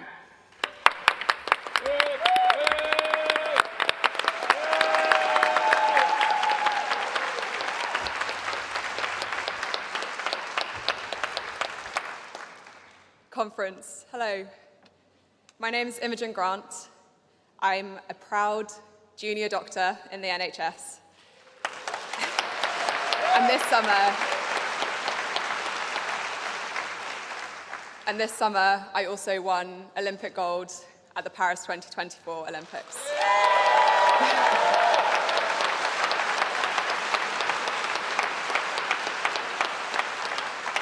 Unsurprisingly, this is my first time at the Labour conference and our first time speaking, so thank you for your warm welcome. I'm here today to talk to you about the transformative power of sport. Growing up, I almost missed my chance in sport. I decided I wanted to be a doctor when I was about 9 years old, and so I focused on my academics. I tried netball, I tried hockey, I did a bit of gymnastics. They were fun, but none of them really stuck. I actually lucked into rowing when I started at university, and so my two loves, medicine and rowing, happened side by side at Cambridge. Too many people are like me. They think sport isn't for them, for one reason or another. Maybe they try the sports that are available in their schools or in their local clubs, and it just doesn't quite light that spark. For some, it's the cost, the petrol to drive to practice. Maybe their nearest facilities are too far away. Maybe the facilities have been run down and there aren't enough volunteers to coach them. And for some of them, there isn't the pathway either. They can't see what they want to achieve, even if they're dreaming of it. But for me, sport has quite literally transformed my life. 10 years ago, when I learnt to row, I had no idea that this is where I would be 10 years later. Sport is passion. I'm so passionate about my own sport, rowing, and that is the sport that has been right for me. But so many people go with their friends and watch football at the weekends, kick a ball around.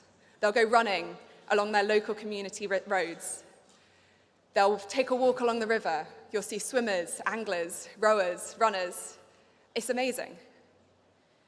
And I want to keep that continuing. One of the big sparks for me was the London 2012 Olympic Games. 12 years ago, and I went and I watched and I was inspired. And so many of my teammates say exactly the same thing. I had the privilege of holding a Paralympic bronze medal, and that memory has always stuck with me. One of the most incredible things since then has been me being able to share my own medal with young children across the country.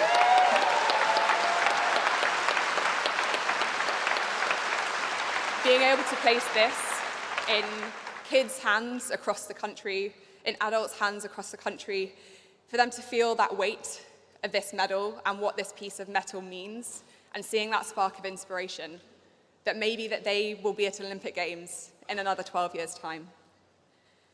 For me, sport is my passion, and passion is culture. Culture is what the lifeblood and tapestry of this country is. That doesn't have to be sport for everybody either. For me, rowing is fantastic, but maybe there's a choir or an orchestra. Maybe there's a radio show, maybe there's a theatre company nearby. Every single one of those things contributes to what makes us Great Britain.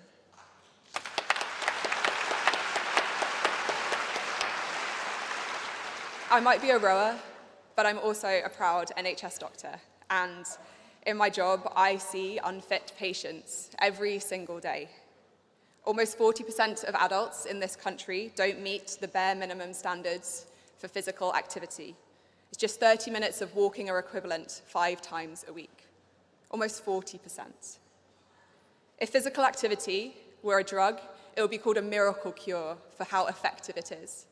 And we need to make sure that that miracle cure is available to as many people, adults and children across the nation.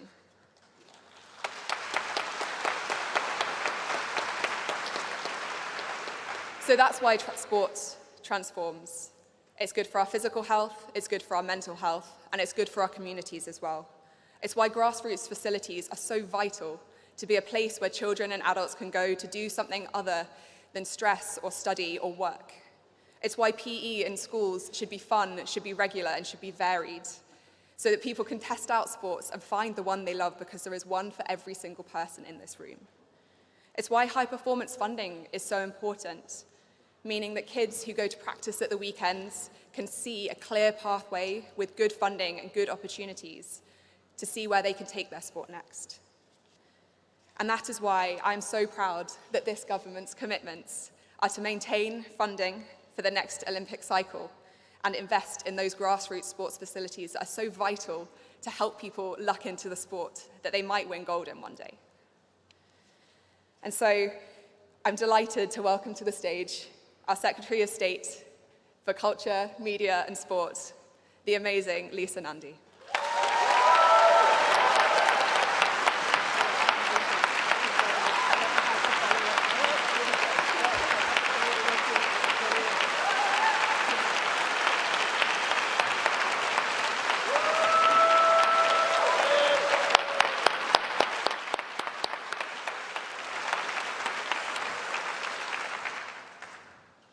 How the hell do you follow that? Thank you so much, Imogen, an Olympic gold medalist and a junior doctor, here to inspire and to serve to allow people to dream, to change lives, and to never take no for an answer. She absolutely sums up the spirit of our country. And we need that spirit and that conviction after 14 dark, divisive years. Successive Tory governments running down our rich and proud heritage in arts and music and the right of every child to it. At the stroke of a pen, enrichment funding in schools, gone. Libraries, theatres, youth workers, gone. That lifeline for young people, broken. The promise of a generation inspired by sport, broken. This is what cultural vandalism looks like, and conference, it ends today.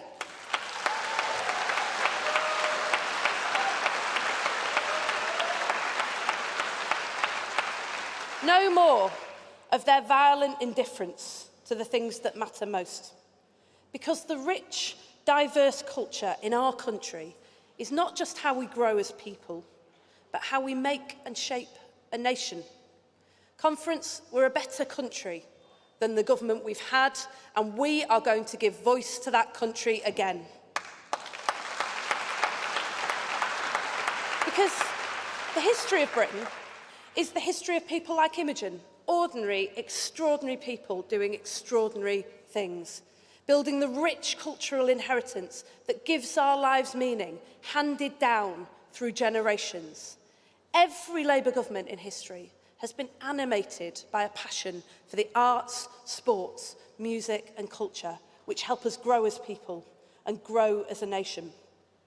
It was the Attlee government that created the national parks out of a conviction that clean air and recreation belong to us all.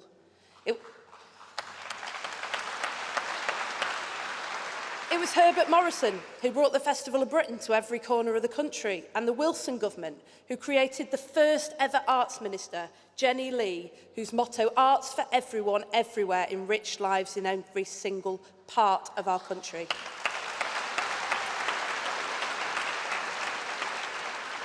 And it was the Blair government, through the amazing Tessa Jowell, who brought the London 2012 Olympics to Britain and inspired a generation of young people like Imogen to go on, dream big, achieve big and inspire the next. And opened up, with the support of Chris Smith, Gordon Brown and Tony Blair, our national museums and galleries to the nation, returning them to the people to whom they belong.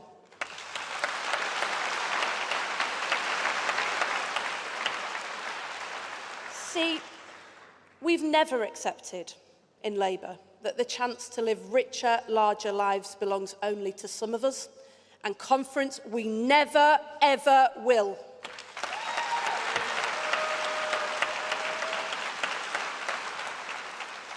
We face a choice as a country and as a government, to be the last guardians of this chapter or the first pioneers of the next.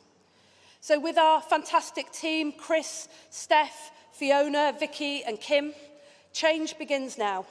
We will be the light on the hill to open up those opportunities to a generation again and put people back at the centre of their own story, where their contribution is seen and valued and they can live richer, larger lives again. And we won't waste a minute. In our first few weeks, we've announced the Football Governance Bill to put fans back at the centre of their clubs, and we're taking action on rip-off ticket touts because culture belongs to everybody. With a vet, we're delivering youth hubs so young people can decide what they want and need in their own communities, because we see their potential, not just problems. And we're resetting our relationship with our amazing civil society.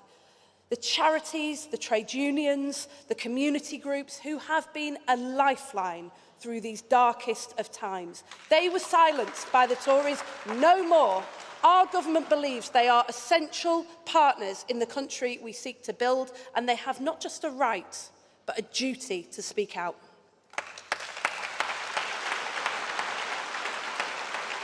And we won't stop there. We're about to kickstart the Charter Review to ensure the BBC survives and thrives well into the latter half of this century. And we're working with the TV industry to ensure it becomes far more representative of the country, with decision makers who hail from every nation and region. We're about to kick off a review of the Arts Council to ensure arts for everyone, everywhere, because we will never accept that culture is just for the privileged few to be hoarded in a few corners of the country, and we will never accept that there is a trade-off between excellence and access.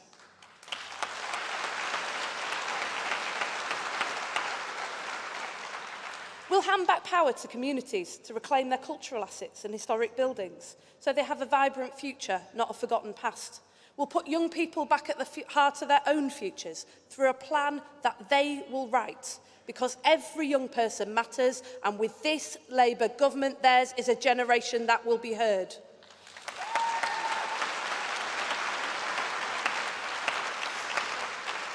And we'll put rocket boosters under tourism, film, gaming, growing creative industries in Sunderland, Blackpool, Birmingham and Dundee alongside our amazing mayors and councils, so people in every part of our country have not just got good jobs in their own community, but the chance to write the next chapter of our national story. And most of all, when they erased culture and creativity from our classrooms and our communities, running down the arts subjects, narrowing the curriculum and slashing council funding so parts of the country became cultural deserts. They choked off choices and chances for a generation to be able to imagine and create the lives and the country they believe in. George Bernard Shaw once wrote, "Imagination is the beginning of creation. You imagine what you desire, you will what you imagine, and at last you create what you will." We're going to reignite the imagination of the next generation, because a complete education is a creative education. And that is why Bridget and I have kick-started a review of the curriculum to put arts, sport and music back at the heart of our schools and communities where it belongs.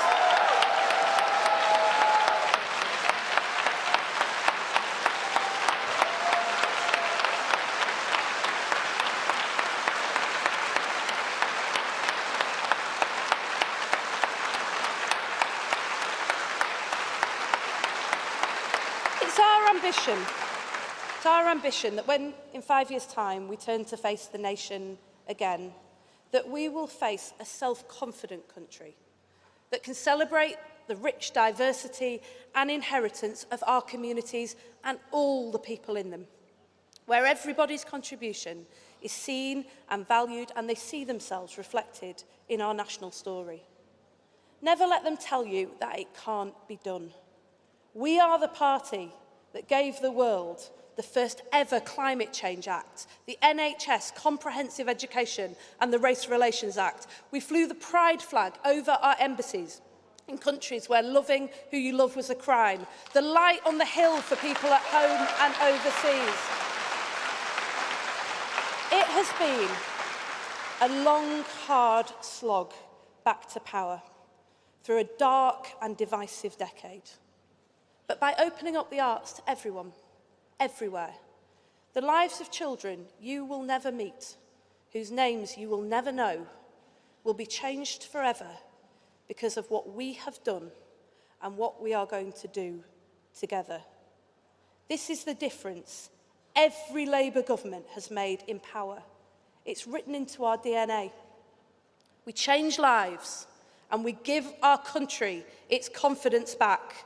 And conference, it is thanks to each and every one of you in this room that the 4th ever Labour government in history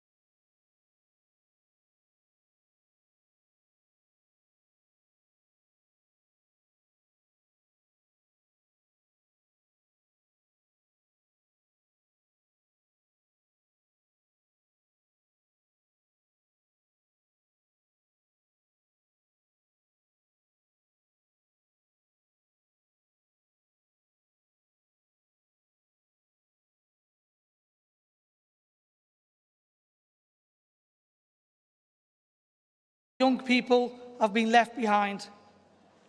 The previous government's cuts have destroyed youth services and left our education system in wanting. Too many young people are not being able to afford the opportunities to reach their potential and achieve the ambitions they want. It's vital we invest in the next generation. They are our future.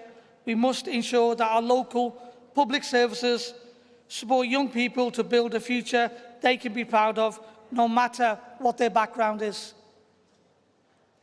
I welcome the new Labour government's plans to provide stability to the local councils and to ensure that those who know their communities best are given the power to make these important decisions. I want to see the young people of the country empowered and supported. Conference, I support this motion. I support the plans to rebuild the essential ranges of public services that a local government provides as part of its economic growth strategy, ensure that no child is left behind. That is why I encourage you all to support this motion, and let's make sure our next generation is standing in years to come, because Labour is in government and will stay in government. Thank you, Conference.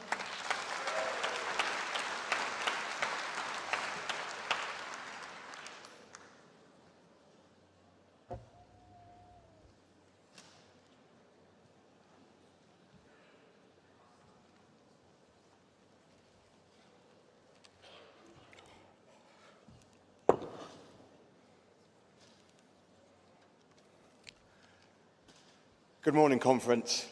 My name's Stephen Hick. I'm from St Austell and Newquay CLP. I'm a first-time delegate and a first-time speaker, obviously.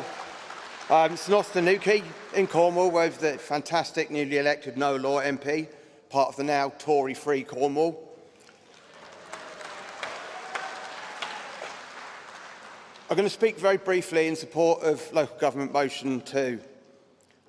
My conference accommodation is in Anfield. It's about 200 metres from the Hillsborough Memorial. And as we're all gathered here in Liverpool, hoping to perhaps finally hear about Hillsborough law, 35 years after that tragedy, it must surely be incumbent upon us to be proactive in preventing a similar horrific tale. A tale of the state seeking to protect the guilty by abusing the victims and the innocent. A tale of the state demonstrating the disposition of utterly unaccountable power in completely the wrong direction. Failure to support this motion, so passionately moved by the Fire Brigades Union and bravely seconded by our Unison comrade who spoke so movingly, would be to tell the victims, the bereaved and those now at risk that we just don't care. And Conference, I know I care, I know you care, I know we care. Conference, I urge you to support the motion.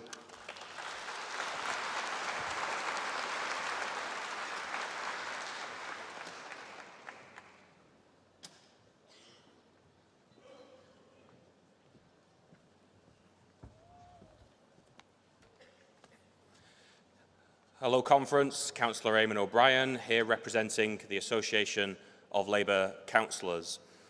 And we have our great colleagues here from the ALC, which have now made Labour the largest party in local government 2 years in a row. Now, to deliver the 5 missions of this Labour government, we have to do it with a strong, sustainable and ambitious local government working on the ground at the coalface, delivering on what matters to our residents. Now, at the same time, we know that local government is often there when people need us most. Those really difficult moments in people's lives, whether it's children needing our care, safety, support and love, whether it's our older folk needing support and care when they need it too. Those with learning disabilities or special education needs, to make sure that they are supported and can thrive and fulfil their potential. And yes, whether it's bins or potholes, streetlights, trees, parks and countryside, we are there day in, day out, working to support all of our residents when they need it most. But local government is also ready and willing, more than ready and willing to actually deliver on the ambitious plans to grow our economy, to build the homes that we need, to make sure that our town centres and high streets are thriving, to make sure that our transport system is working, to bring those buses back under public control, connect our communities back up together, make sure that there is education and skills for absolutely every young person and adult trying to re-enter the workforce. All of this needs local government to be funded well, sustainably, and for the long-term future. So I urge you to support the local government motion number 1, so that all of our councils are in a position to deliver on those 5 missions and help deliver the change that Labour has promised. Thank you.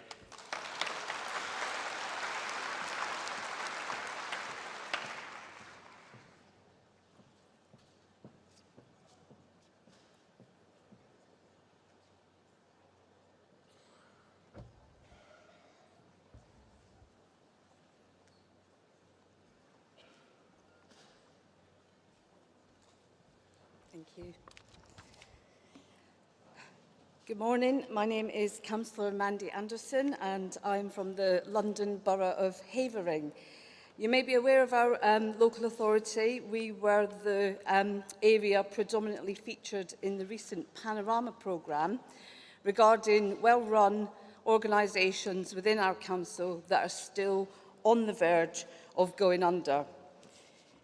I can only echo what has been previously said by the other speakers about the decimation of public services and the absolute contempt of the previous government towards every resident up and down this country with the policies that they applied.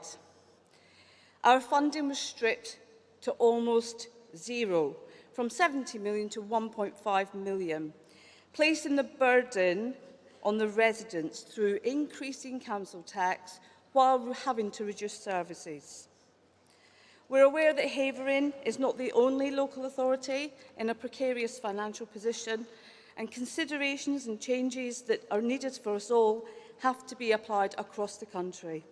And while we understand that the Labour government that we worked so hard to achieve will not be able to write blank cheques, there are concrete steps that can be taken to help local authorities gain sustainable control over their future for the benefit of all their residents. The age of the population of Havering has shifted. Long held to be a borough of older people, Havering has a fast-growing younger population. Alongside adult social care, which is increasing in complexity and cost every year, there is a growing pressure on children's social care, special educational needs and disability support, and home-to-school transport. 70% of our budget goes on these services, 30% for everything else. Please support the motion number 1 for local government and urge our government to ensure fair funding for local government, rebuild our vital public services, support our young people and let that change begin now. Thank you.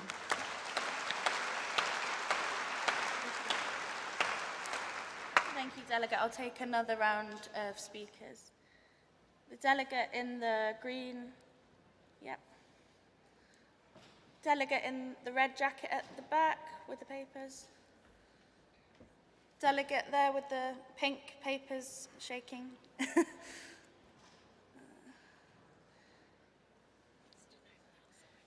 Yeah, the delegate with the hand right over on this side. Yeah. Yeah. Great. If you just head over to the desk. Thank you. My name is Naomi Pole and I'm General Secretary of the Musicians Union. We represent 35,000. Thank you. Thank you. We represent 35,000 professional musicians living and working in the UK. And I just wanted to get up and say how inspiring it was to hear Lisa, as Secretary of State, talk about broadening the curriculum and finally putting music and the arts back at the heart of our children's education.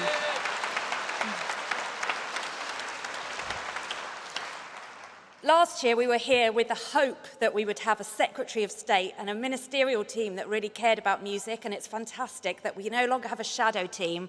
We have the real ministerial team who can actually make change for our members. And the other thing I wanted to talk about is just how hard it's been for our members over the last 14, 15 years under the Conservative government. Just to give you an example, there's a young musician, young meaning younger than me, which is obviously extremely young, and she was employed coming out of music college as a full-time employed musician in English National Opera. And as a result of Arts Council cuts, English National Opera have had their work cut down by half in London. So she said to me when we were in consultation with the employer that she felt like one of the lucky ones. As a professional musician, actually in an employed job all year round, you know, she came out of college and thought, this is it, I'm being rewarded for my talent and I'm in a secure, stable job. And now her job has been cut down to 6 months of the year and she can barely afford to pay her rent. It's been really tough, and she's not the only one. We're seeing 15% pay cut at Welsh National Opera as well, and it's these big companies that are expensive that are unfortunately feeling the pinch the hardest, and we're seeing the jobs going first, and it's just not good enough. You know, it was fantastic to hear Lisa talk about excellence being important alongside access. Both of those things are crucial, and the other thing to go when funding cuts are made is touring, which means that there isn't art everywhere, and we're seeing a lot of cities that just don't have any access to orchestral players and that musical performance. And the other area of music that's been really struggling is grassroots music. So you might have heard of local music venues closing down, and this affects grassroots artists, and it means that young people don't have the opportunity to pursue a career in music, and they should have. So we're really feeling very hopeful today and absolutely delighted to hear Lisa's speech, and we look forward to times getting better, change begins, and let's give kids of the future the chance to have a career in music that really rewards their talent. Thank you.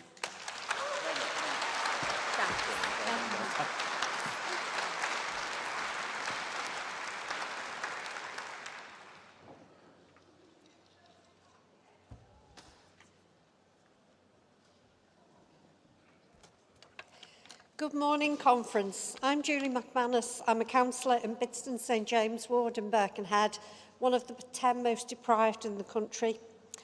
I'm also Chair of Adult Social Care and Public Health and a delegate of Wirral West CLP this morning, and I'm first-time speaker. As a Labour-controlled Wirral Council, I'm thrilled to talk in our first conference in government for the past 14 years. We as councils need a stable settlement. We need to move forward.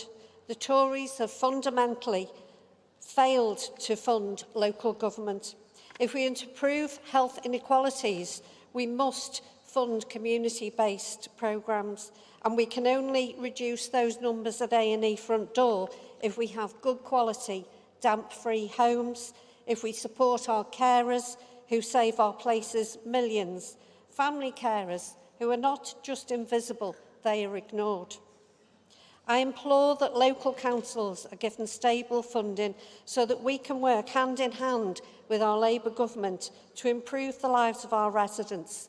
And I also just want to give a shout out to Birkenhead's operatic or Bost musicals who will be performing in the Empire, Annie, this year, and my son will be playing next year, and my son will be playing Rooster Hannigan. So big shout out to Bost. Thank you, everybody.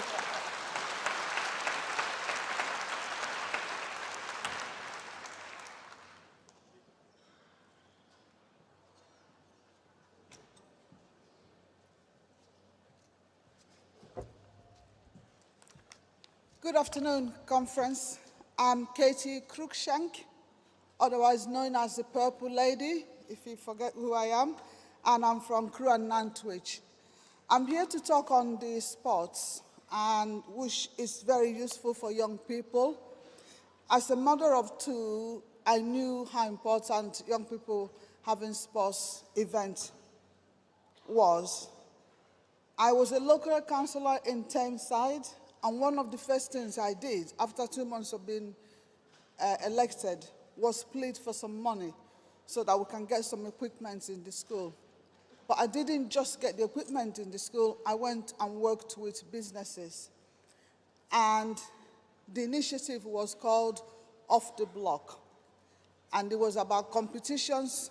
The aim was to show our young people that competition and winning is good. Because I used to hear a lot about it was taking part that was important. We can't say that. We're all very happy for winning this election, so winning is very important, and we need to make sure that our young people do that. If a child was able to have somewhere to go, to run, practice running, jumping, there's no time to hang around the street. There's no time to be naughty. There's no time to be swearing and just being a nuisance because they're too busy practicing and being in competition. Competition is good for you. If you're a runner, if you're an individual athlete, a lot of discipline is involved. If you're a team player, a lot of discipline is involved. What does all that mean? It gets you ready for the workplace. Because when you go to the workplace, you work as a team. Or if you're in management, you work as an individual. But most important of all is the discipline that you get, the respect, the planning, the sleeping, the organizing. I made sure my two children, by the time they were 17, they passed their driving test. Why did we do that? So that they can go training. I didn't have to be driving them. That gave them something to look forward to. And I was in Dockingfield, and we used to go all the way to Sale. It's a long way to go, but I knew it was important for them to do that.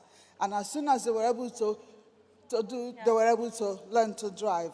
So Lisa, please, she's not here anymore, but push for sports in the school and the equipment for it. Thank you so much, conference.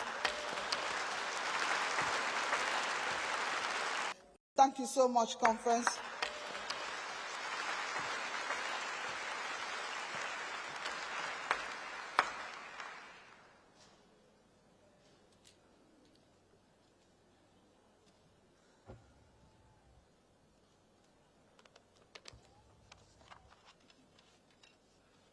Good morning, conference.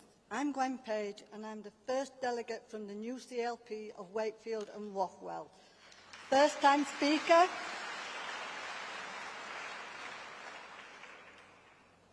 In the local elections in Wakefield this year, our council gained 20 seats out of 21. The other seat was won by a Lib Dem. We saw the Tories off. They were gone. So on our council, we now have 57 Labour, 56 Labour, and the rest is opposition. In 2022, we had a by-election because our Tory MP got sent to prison. And members from all over the United Kingdom came to Wakefield, including Lisa, and we returned Simon Lightwood. And this year we've returned him again.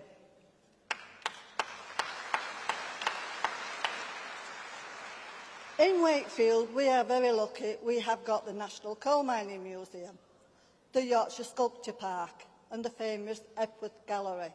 These are magnificent places, and if you've never been, please come. We also have 3 rugby league clubs, Featherstone Rovers, Wakefield Trinity, and Castleford Tigers. But all these need our support, and as do all our amateur groups, our amateur football groups, rugby clubs, amateur dramatic societies. And so I would like conference to vote for these motions to show those voters in Wakefield, when they voted for change, that change will begin. Thank you, conference.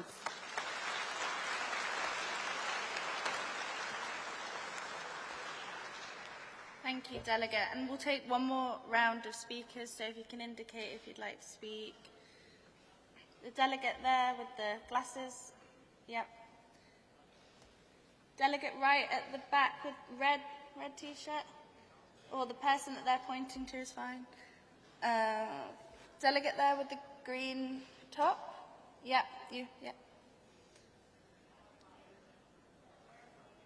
Delegate there, very smiley, yep.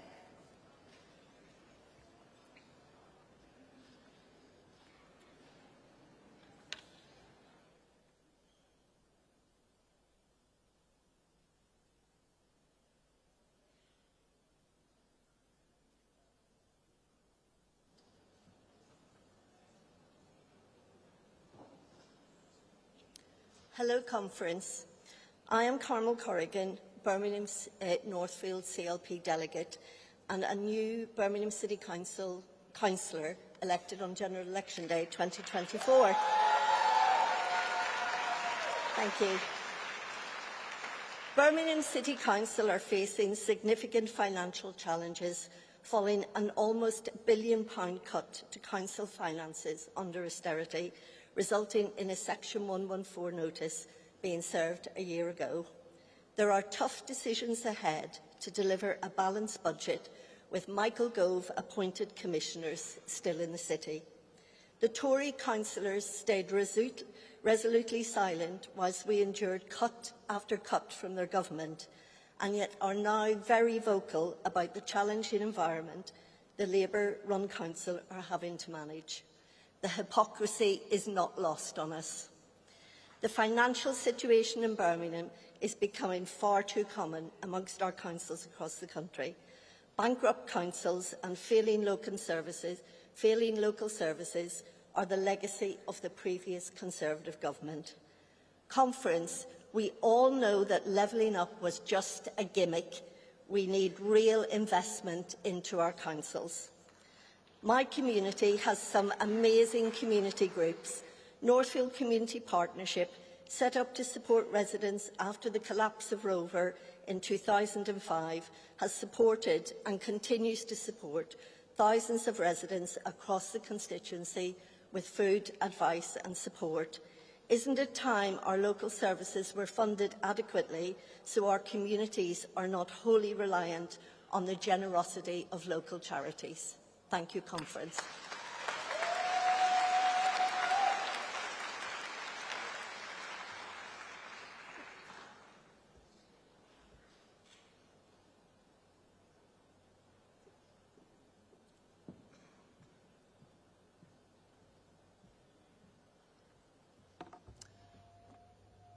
Hello, Conference. My name is George. I'm a first-time speaker, second-time delegate.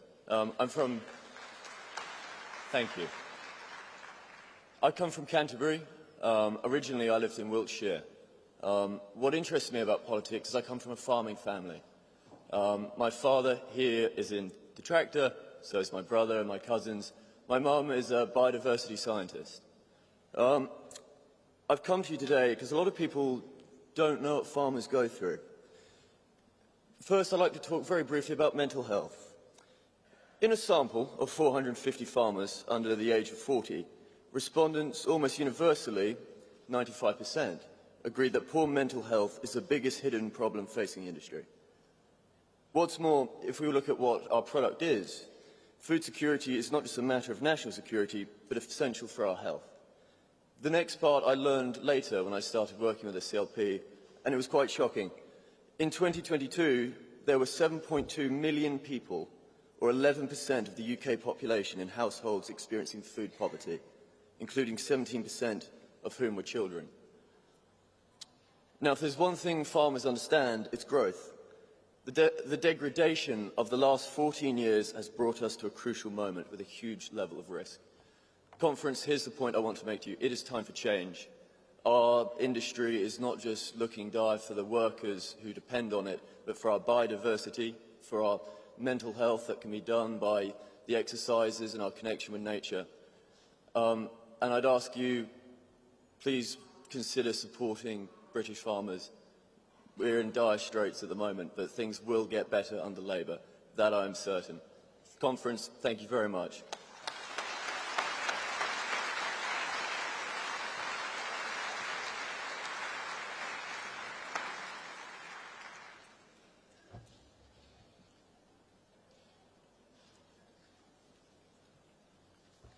Good afternoon, Conference. I am Caroline Ball from Blythe and Ashington CLP. In the north of England, sorry Manchester, Liverpool, it's the real north of England. So I am here today to speak in support of the Infrastructure 1 motion. Our retailers and our local town centres supported our local communities during COVID. Our shopkeepers that knew who our vulnerable residents were, who delivered day and night to make sure that they had food in their cupboards and meals. So I really want to go back to them local shopkeepers and say thank you, but also we need to support them now. Business rates, the cost of electric, these are all things that are really decimating our high streets, so we really need to support our shopkeepers. We've got lone workers in shops because the costs are just skyrocketing for these shops to even stay open. So we need to protect those shop workers as well. So I really would like to see us support Infrastructure One motion, and I just want to say thank you to all them shopkeepers and thank you to Conference for giving me this opportunity to speak.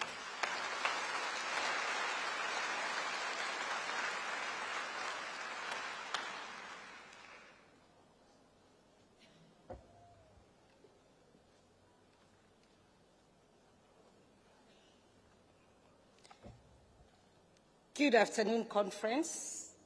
Councillor Elizabeth Kangede, London Borough of Barking and Dagenham.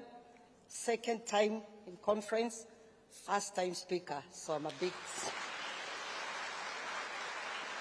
Thank you. When Imogen spoke about her passion in sports, that took me back to my early years when I was growing up. I came to this country from Kenya, where most of you might know we are the best in athletics. And that, I'm a qualified teacher. I have taught in this country for over 25 years. I'm a mother, and I'm currently the cabinet member for education in our schools. So whenever I visit, thank you so much, having been a teacher, a councillor, and looking at how much our borough has been deprived, our children have not sports places to go to. And that is why I believe there is an increase in crime. Our young people have nowhere to go. So when I hear that music, arts, is coming back to schools, I believe that's another way of improving the mental wellness of our children. Thank you. Not every child is gifted in academia. Imogen, a good example. She's flying out in sports. So let us give back our children. Let us reclaim our country back. Now that we have our government, I believe it's time to give a bit more funding. Some of you might not know that Barking and Dagenham is one of the most deprived boroughs. Yet, I pride in saying, as a cabinet member for education, 97% of our schools are good or outstanding. How better? Thank you. I want you to see, suppose we had better funding, how much better would our children perform? So I want to support this local government motion and to say that to try and really support everybody, make everybody equal, really let us open up those arts and sports centers for our children where they can go after school, where they can go on Saturdays, and that also helps the parents. Thank you ever so much. Thank you, Conference.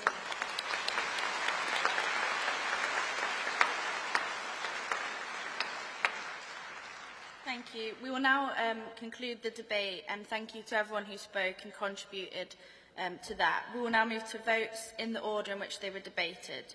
So the first is Composite 5, Infrastructure 1. So those in favour? And those against? That passes, yeah. Composite 6, Local Government 1. Those in favour? And those against? That passes as well.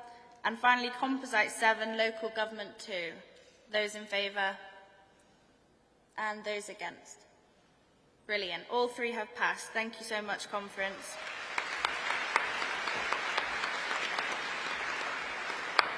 So, Conference now stands adjourned. When we come back, we will have the highlight of Conference, which is with the leader's speech. But can delegates please remember to take everything with you? Do not leave anything in the hall.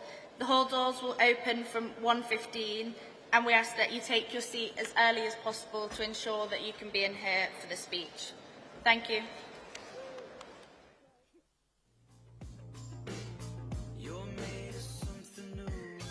Let's not get complicated. Let's just enjoy the view. It's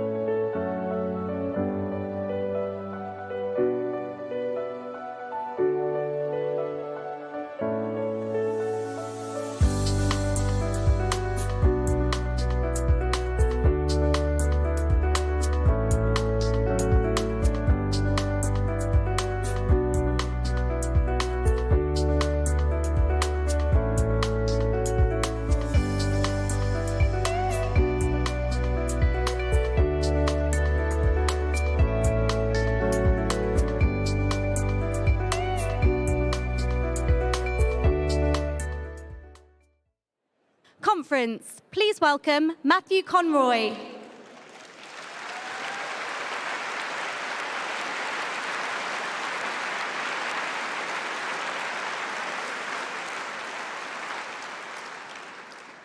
My name is Matthew Conroy, and this year, for the first time, I voted for a Labour government.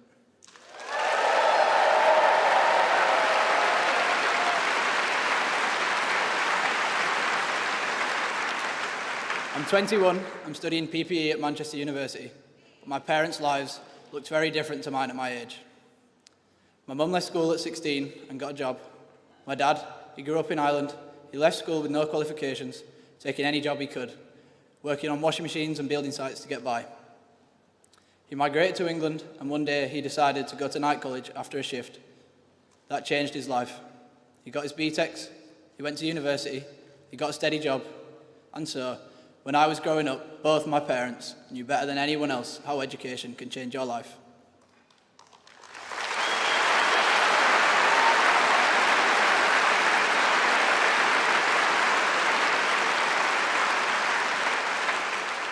And they were determined that I would get that chance too. I went to a comprehensive school in a deprived area, and when I started, it was a good school, but the time I left, it was in special measures. Not because the teachers didn't care, they did, but because the government didn't seem to care about kids like us. So when I started at a better sixth form, initially, the idea that I might one day go to university wasn't even in my mind. It was my parents who supported me, encouraged me, and told me anything was possible. Similarly, friends and peers have also gone on to university and become skilled tradespeople. But how many other people didn't know and were never told that there was a world out there that needed their talent? How many people still don't know what they are capable of because their parents never had the chance to find out what they could do, or their grandparents never got the opportunities that they deserved? No one ever stepped in to give them that chance, to break the cycle, and to tell them that this country not just wants them, but needs them to succeed. Keir Starmer, our new Prime Minister,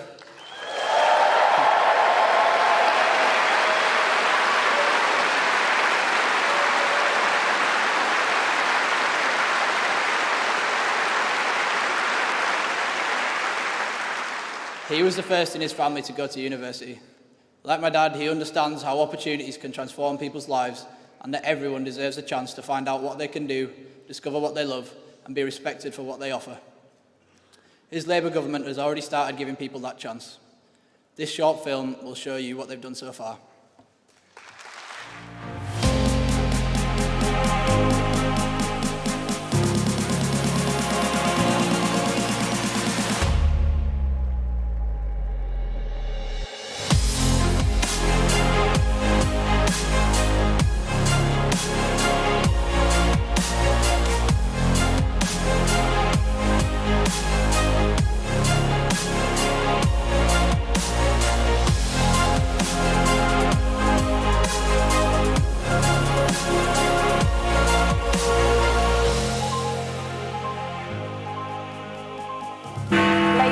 Has won the 2024 election. Not only have they won, they have absolutely smashed it.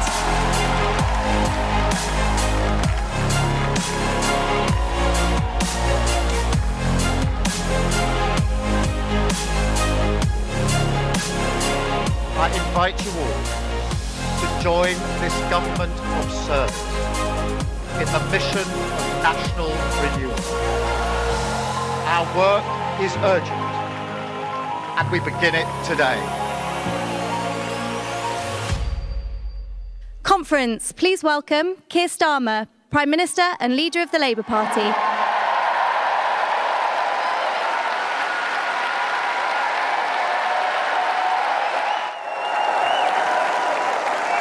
Thank you.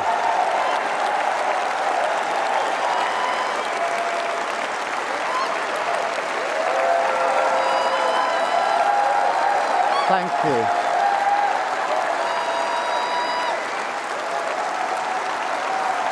Thank you.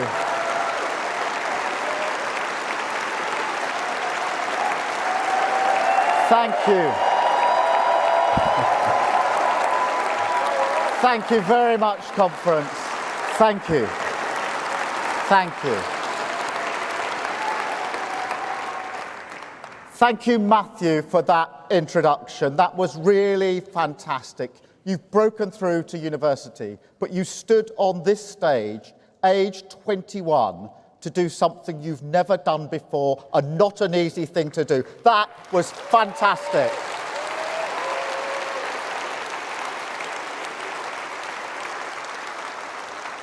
And thank you, Conference. Thank you from the bottom of my heart. Thank you, Conference, for everything you have done to fulfil the basic duty of our party, our Clause 1, so we can return this great nation to the service of working people. Thank you, Conference.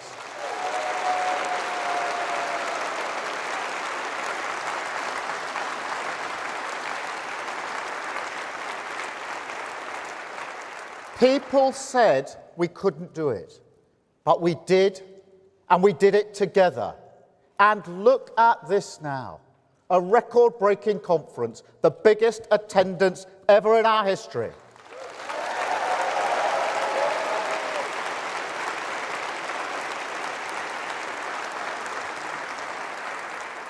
And such a far cry from my first conference speech to a live audience of one. The cameraman, socially distanced in an arts centre in Doncaster. Remember that? Don't worry, most people don't. Not even the cameraman. But I bet you do remember the one the year later conference in Brighton, 3 years ago. The turning of the tide, the fight for the heart and soul of this party. People said we were going too far. People said we were going too fast. They didn't want to face the country. They wanted to go back to a comfort zone, take the easier road to nowhere, duck the challenge of change. But we stood firm, Conference. We stood together, Conference, and we won.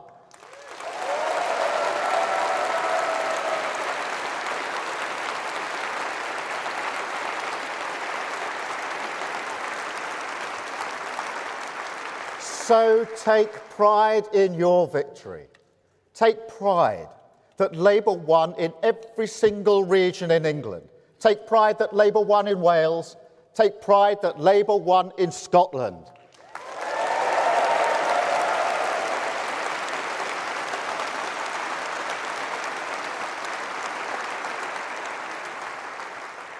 But never forget that this opportunity is only here because we changed the party.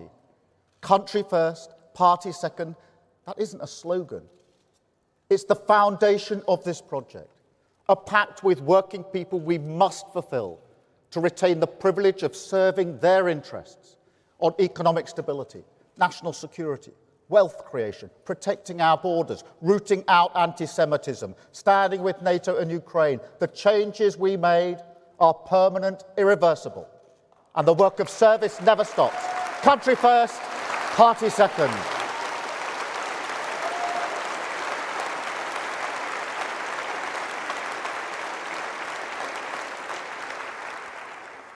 But Conference, for many people in this city, the speech they may remember was the one here 2 years ago.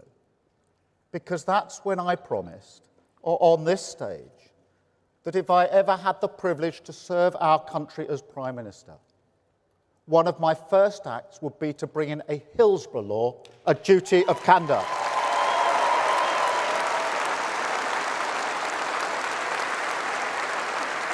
A law for Liverpool, a law for the 97, a law that people shouldn't have had to fight so hard to get, that will be delivered by this Labour government.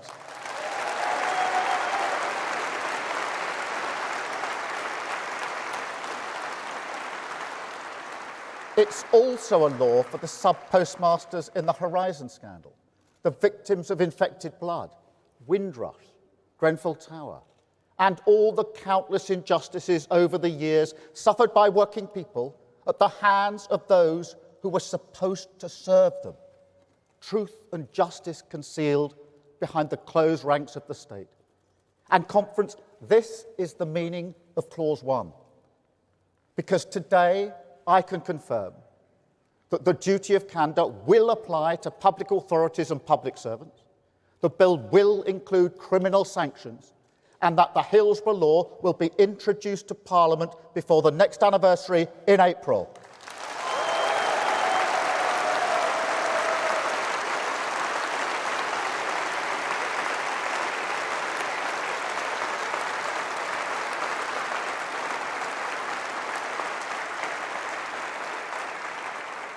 It's work that shows how a government of service must act in everything it does.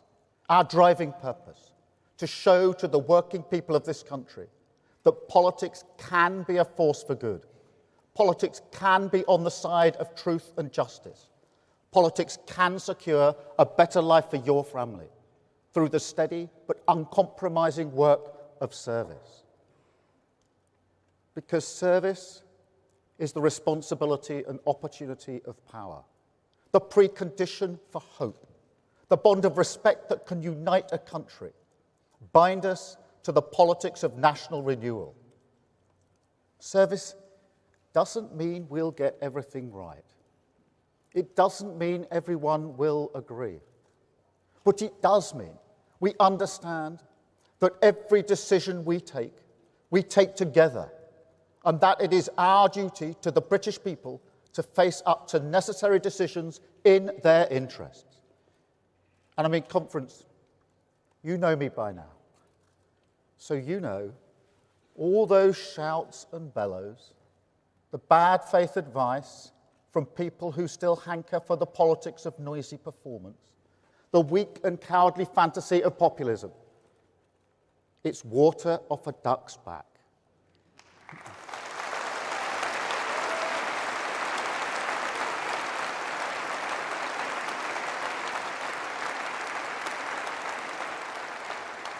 Mere glitter on a shirt cuff.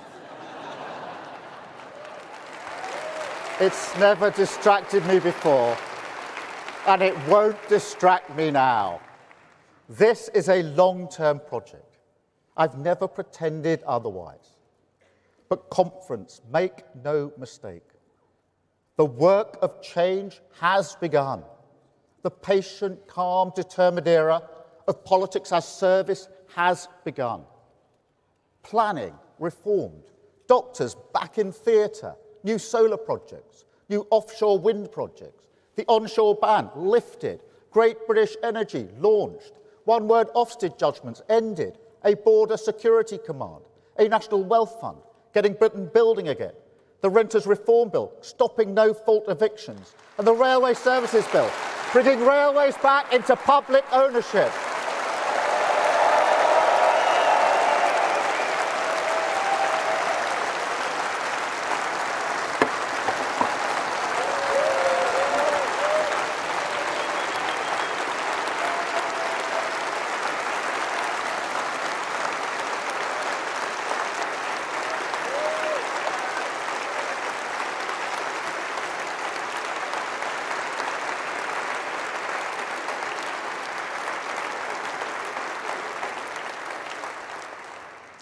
And we're only just getting started. A crackdown on knife crime, a real living wage, a modern industrial strategy, a 10-year plan for our NHS, devolution to our nation's regions and cities, the biggest levelling up of workers' rights in a generation. More teachers, more neighbourhood police, more operations, rebuilding our public services. Change has begun.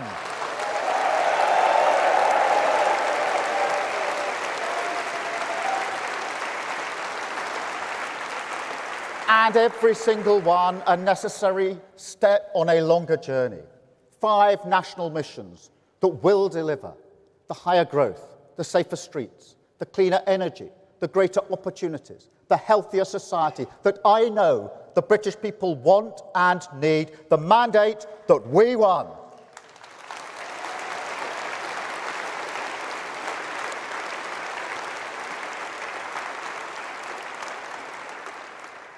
But also something even more precious.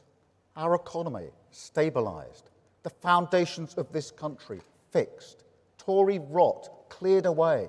So brick by brick, we can build a new home, a better home, built to last, built with pride, but above all built together, a nation rebalanced so that it once again serves the interests of working people. And through the power unleashed by that process, a renewal of who we are, a country that gives equal voice to every person, a country that won't expect you to change who you are just to get on, a country that doesn't just work for you and your family, but one that recognises you, that sees you and respects you as part of our story, a Britain that belongs to you.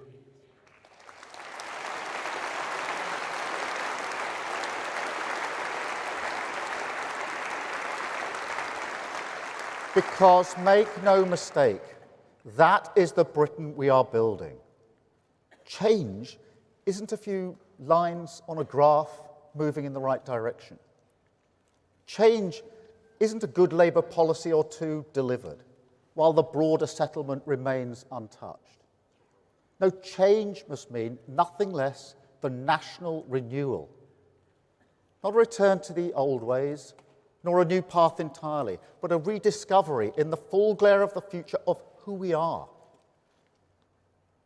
The trouble is, conference, just as we found with the Labour Party 4 years ago, Britain is no longer sure of itself. Our story is uncertain. The hope beaten out of us.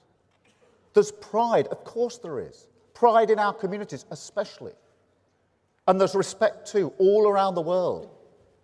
Trust me, nobody anywhere doubts that this is a great nation, a nation known for our creativity, our artistic skill, our scientific genius, and, of course, our pragmatism.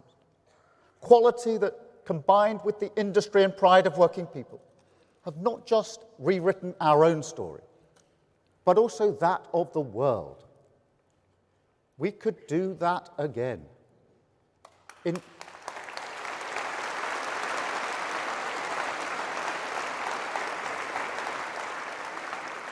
In fact, we must. Technology, climate change, the ageing population, the movement of people. This is a time when great forces demand a decisive government prepared to face the future. We can see that again in the Middle East today. So I call again for restraint and de-escalation at the border between Lebanon and Israel. Again, all parties to pull back from the brink. I call again for an immediate ceasefire in Gaza, the return of the sausages, the hostages, and a recommitment to the two-state solution. A recognised Palestinian state alongside a safe and secure Israel. And that's the message I will take to the UN General Assembly when I travel there later today. Alongside our steadfast support for Ukraine in the face of Russian aggression.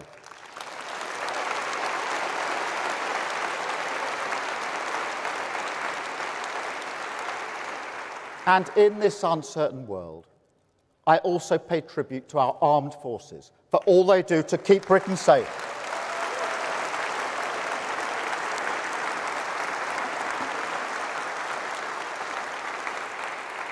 But conference, strength in this dangerous world depends on strength at home.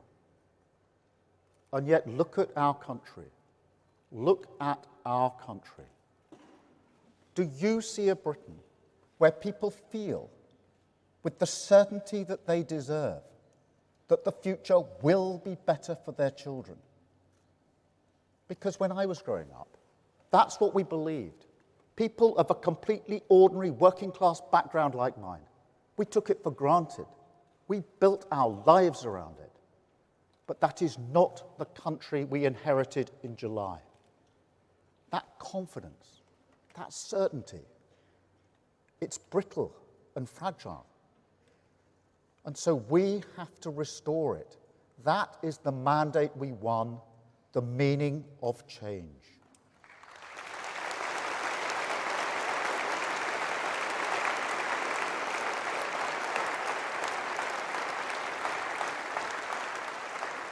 And it all comes back to that question.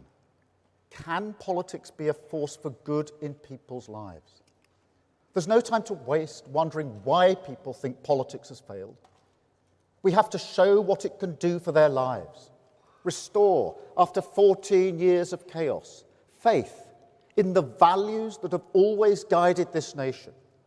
The stability, moderation, the common sense, keeping a cool head, staying the course, facing the future, the defiance of ambition, the determination of service, and above all, our faith, no matter the challenge, in practical solutions that work, not the easy answers that may well move a crowd, but do not move a nation forward.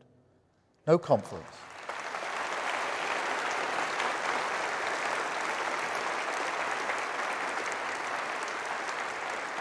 We know that way lies ruin. We've seen it in our party, and we changed it. And for 14 years, against our country's best traditions, we've seen it in Britain. And now we must change that too.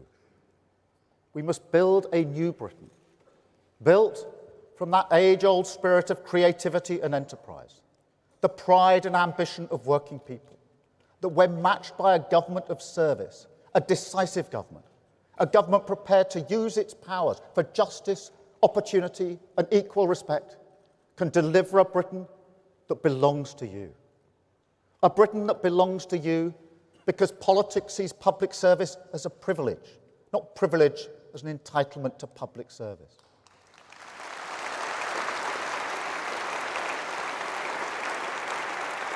A Britain that belongs to you because government is mission-driven and serious, clear, measurable targets, progress displayed publicly, so every single person in this country can judge our performance on actions, not words. A Britain that belongs to you because we maintain our focus at all times on fixing those foundations for working people, those 5 national missions, providing the security and control they need, but also protecting us from the whims of Westminster, making sure that we don't get blown off course. And a Britain that belongs to you because we came together, and together we built it, because this has to be a partnership. We won't achieve our missions alone. I understand the power and responsibility of government, the way it can make or break a life. When you're chief prosecutor, when you look into the eyes of victims who've lost everything, parents whose daughter was raped and murdered, as I did with Penny and John, trust me, you learn about what government can and must do. And I also know from the campaigners who have inspired me, Pooja and Nikita Kanda, Figan Murray, people who fight tirelessly against murder and terrorism so no other family will suffer their awful pain. Nathaniel Dye, who fights for a better NHS so no other person will suffer his fatal late cancer diagnosis. the families and survivors of Grenfell Tower, whose dignity for 7 years held up a mirror to this nation and asked us, do we really give everyone an equal voice? They have all shown that the difference between service and government, true service, is that service must listen to people far beyond the walls of the state and empower them to make our country better. Because trust me, that is without question the quickest way to clear away the Tory rot and build that Britain that belongs to you.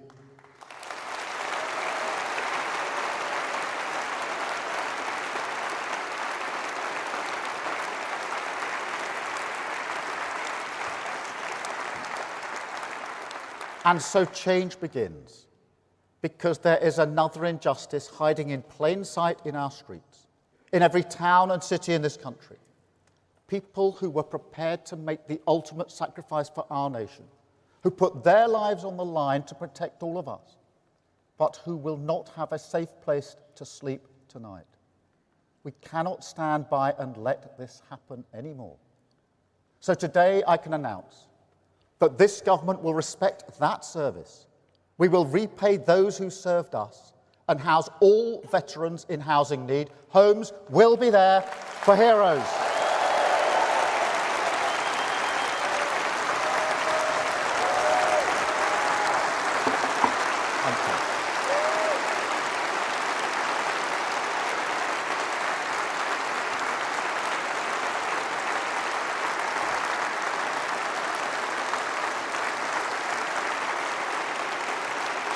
Thank you.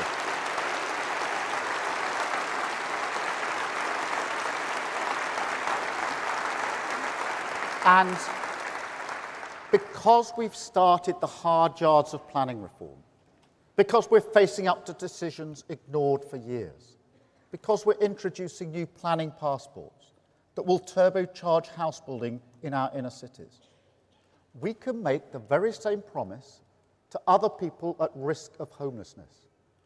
Young care leavers, victims of domestic abuse. They will have the security they deserve. They will have a roof over their head because Britain belongs to them.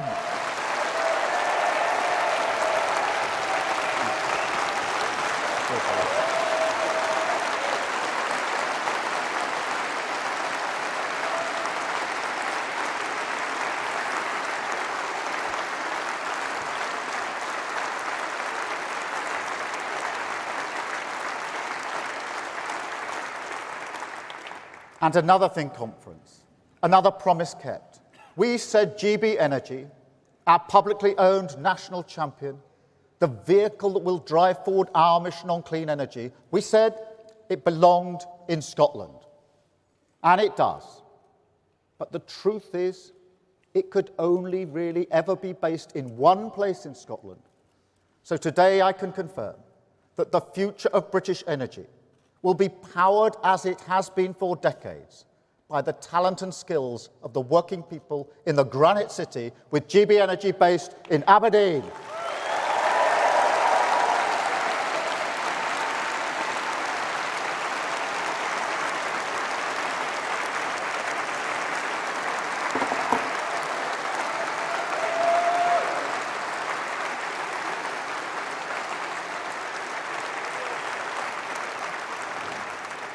This is how the work of change happens.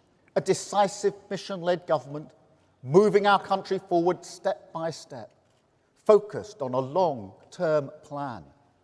That first, we stabilise our economy. Second, we fix the foundation. And third, we build with pride and determination a Britain that belongs to you. But it will be hard. That's not rhetoric. It's reality. It's not just that financial black hole, the £22 billion of unfunded spending commitments, concealed from our country by the Tories.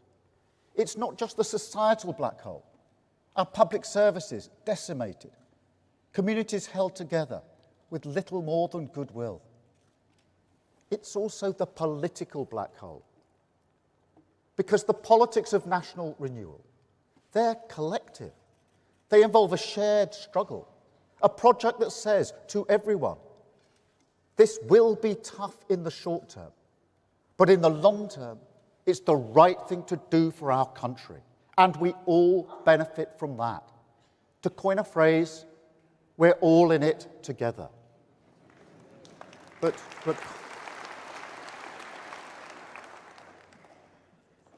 that's just it, isn't it? People have heard it all before, and they listened. I ran a public service in the early days of austerity. People did everything asked of them to find a way forward. They did it in the pandemic as well, saved the lives of people they will never meet, all while their government broke the very rules that they followed.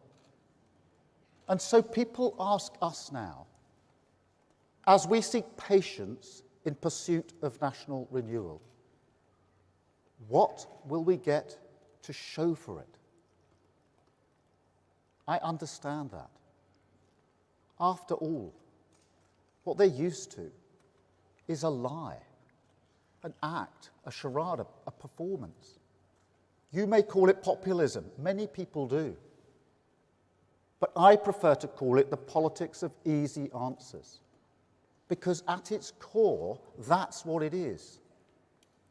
A deliberate refusal to countenance tough decisions, because the political pain is just too much.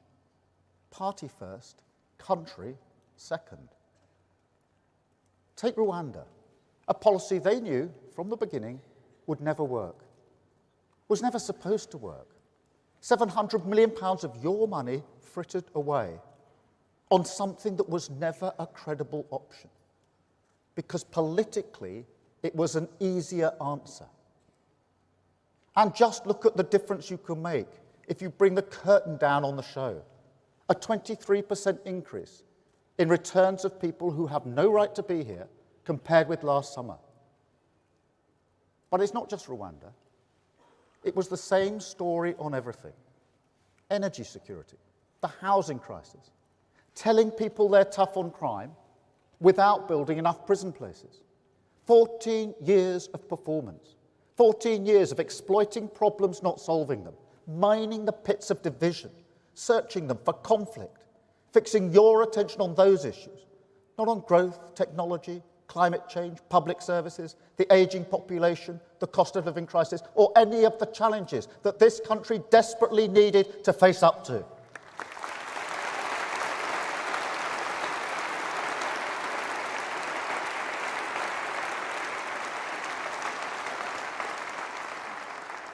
Well, those challenges are still here, conference, and we are facing up to them. But do not forget what they did. And do not let them attempt to shift the blame, because the state of our country is on them.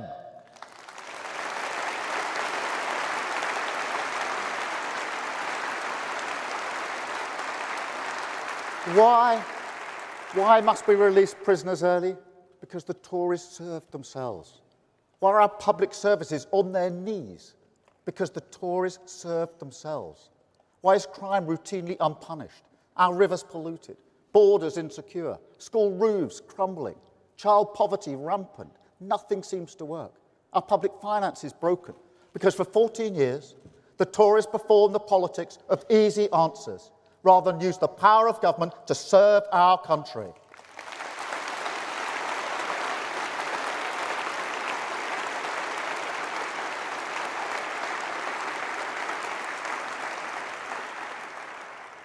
Yet still those wounds of trust must be healed. Still that question calls to us. What will we get to show for it? So let me answer that directly and address anyone nervous about the difficult road ahead. Because I know this country is exhausted by and with politics. I know that the cost of living crisis drew a veil over the joy and wonder in our lives, and that people want respite and relief, may even have voted Labour for that reason. So first, let me be clear. Our project has not and never will change. I changed the Labour Party to restore it to the service of working people. And that is exactly what we will do for Britain. But I will not do it with easy answers. I will not do it with false hope. Not now, not ever. That's how we got here in the first place. So I know, after everything you've been through, how hard it is to hear a politician ask for more. But deep down, I think you also know that our country does need a long-term plan and that we can't turn back. The state of our country is real. However, I would also say this. This is a government of service. And that means, whether we agree or not, I will always treat you with the respect of candour, not the distraction of bluster. And the truth is that if we take tough, long-term decisions now, if we stick to the driving purpose behind everything we do, higher economic growth, so living standards rise in every community, our NHS facing the future, waiting lists at your hospital down, safer streets in your community, stronger borders, more opportunities for your children, clean British energy powering your home, then that light at the end of this tunnel, that Britain that belongs to you, we get there much more quickly.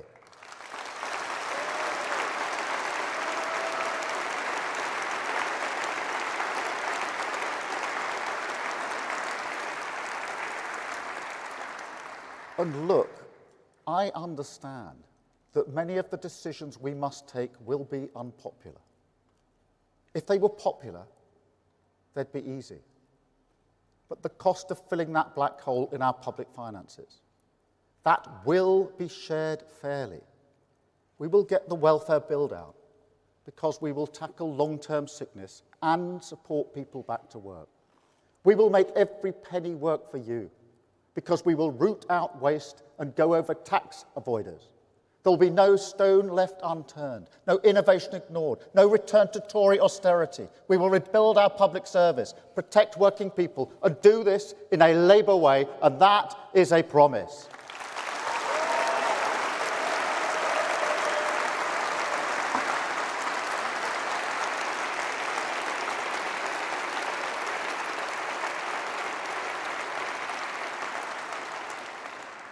And if you can't take that on faith, perhaps because you're concerned about the winter fuel allowance, then I get that. As I say, if this path were popular or easy, we'd have walked it already. But the risk of showing to the world, as the Tories did, that this country does not fund its policies properly, that is a risk we can never take again. Stabilising our economy is the first step of this long-term plan. The only way we keep prices down, cut NHS waiting lists, and secure the triple lock so that every pensioner in this country, every pensioner, will be better off with Labour.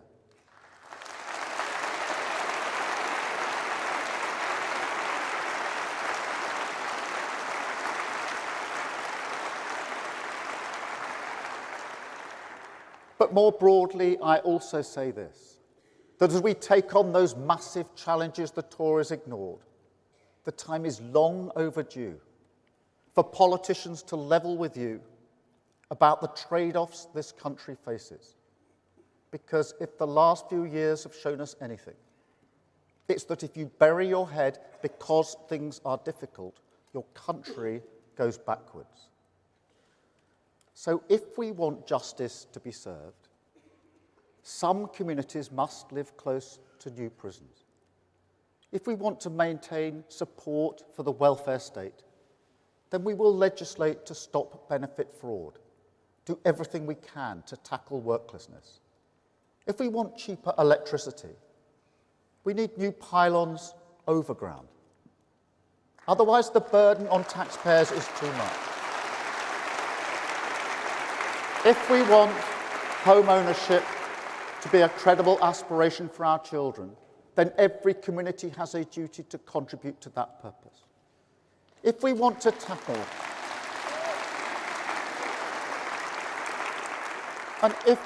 tackle illegal migration seriously, we can't pretend that there's a magical process that allows you to return people here unlawfully without accepting that process will also grant some people asylum.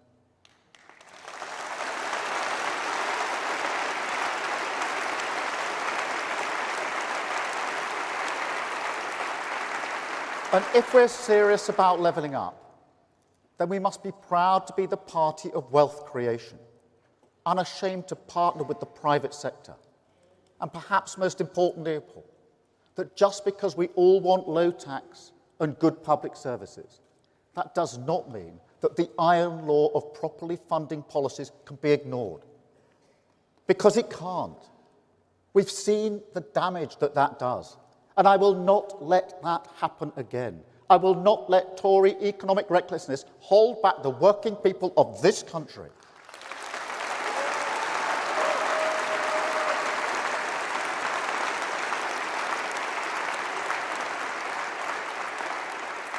And let me tell you something else I won't let happen.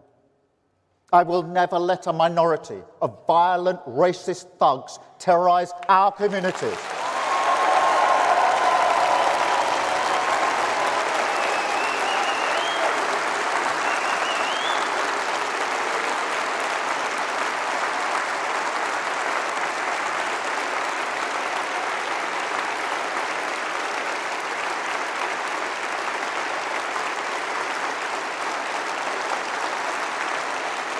Thank you. Thank you.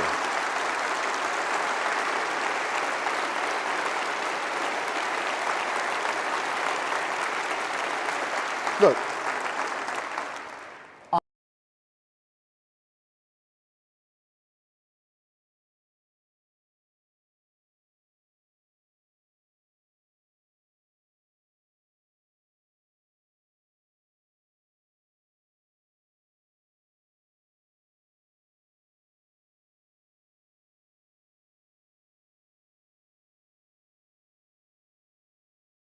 millions of young people, ambitious and highly talented, who are desperate to work and contribute to their community.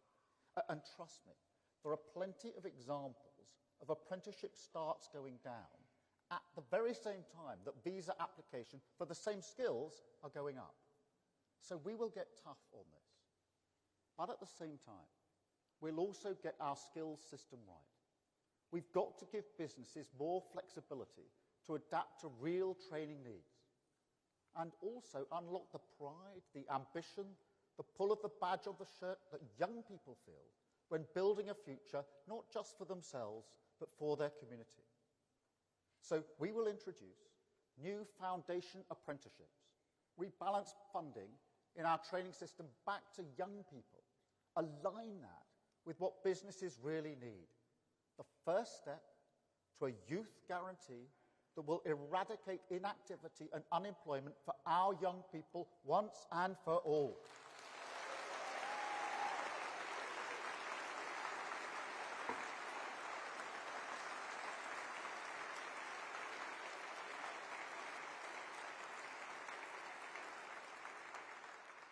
But conference, whatever anyone thinks about immigration,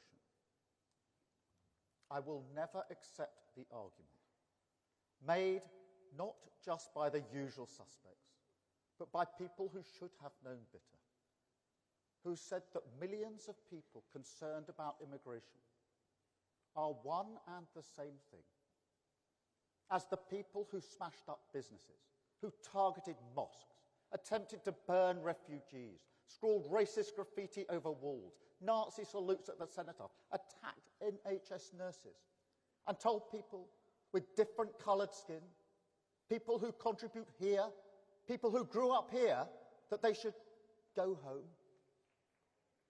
No. No.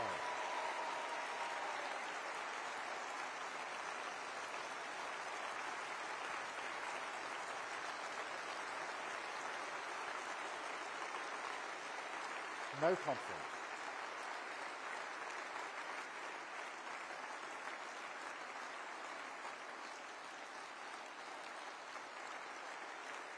No conference.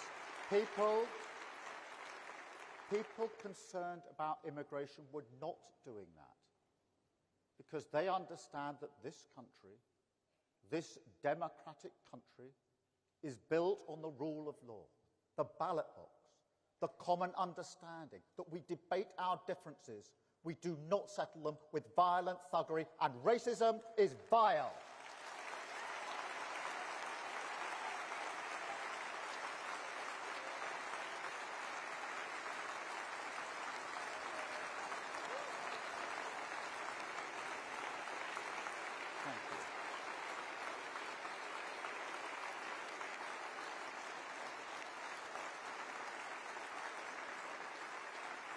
And conference. So to those who equivocate about this, I simply say the country sees you and it rejects you. And to those who say that the only way to love your country is to hate your neighbour because they look different, I say not only do we reject you, we know that you will never win, because the British values we stand for, not just the rule of law, but a love for this country and our neighbours, the respect for difference under the same flag that is stronger than bricks, and you know it. It's what you cannot stand about our country, our reasonable, tolerant country, but it's absolutely who we are.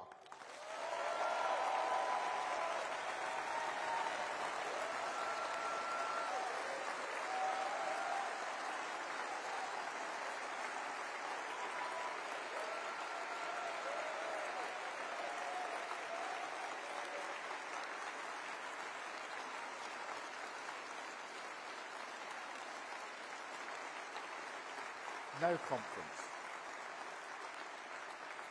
The debate is not about the worth of migrants.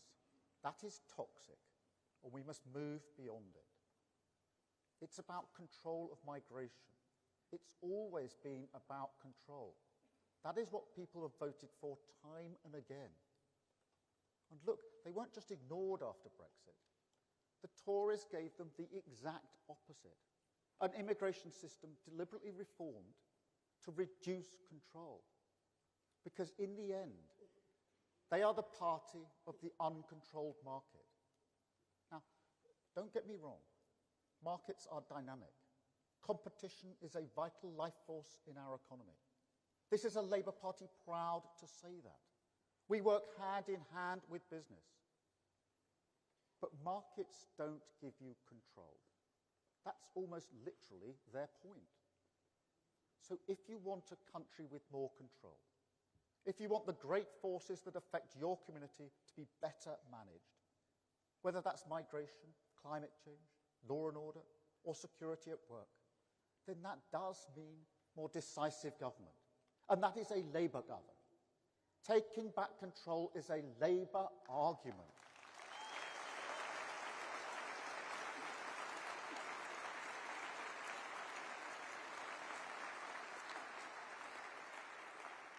It's why I say we're rebalancing our country to serve working people, because this is a question of balance. We can't afford any more polluted rivers. We can't afford any more COVID contracts. We can't afford any more Grenfell Towers. We have to become serious and mission-led, have to put respect and service deep in the bones of our institutions. That's not a debate about investment or reform. It's always been both. But again, I have to warn you. Working people do want a more decisive government. They do want us to rebuild our public services. And they do want that to lead to more control in their lives. But their pockets are not deep. Not at all. So we have to be a great reforming government. Our NHS reformed, so patients have more control over their health. Our energy system reformed, so our country has more control over its security. Police and justice reformed, so communities have more control of their street. education reformed so children have more control of their future, and our economy reformed with the unique force that is economic growth, giving every community the breathing space, the calm, the control to focus on the little things they love in life, not the anxiety and insecurity we have now. Because we do need joy. We do need that in our lives. And one place that has always done that for me, Conference, I told you about it last year. It's the Lake District. A place that my mum loved, not just because what it meant to her, her determination to show that she could walk in a place like that, but because of the beauty everywhere. And last year, I took my family to the old cottage where we used to stay as children in the Lake District.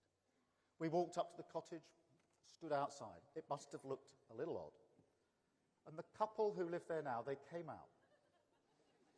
They were lovely. And when we told them why we were there, they said, well, come inside. Go upstairs. Take a walk down memory lane. So we did. Came back outside. We were chatting. And then the woman stopped suddenly and said, someone's nicking your car. And I said, no, that's the police moving the car. And that really confused her. Anyway, at this point, her husband comes in and he says, you haven't clocked, have you? He's the leader of the opposition, a politician. And she stopped, smiled, laughed, and said politely, if I'd known you were a politician, I'd have pushed you down the stairs when I had the chance. The beauty of the Lake District and the heart of the British people in a nutshell.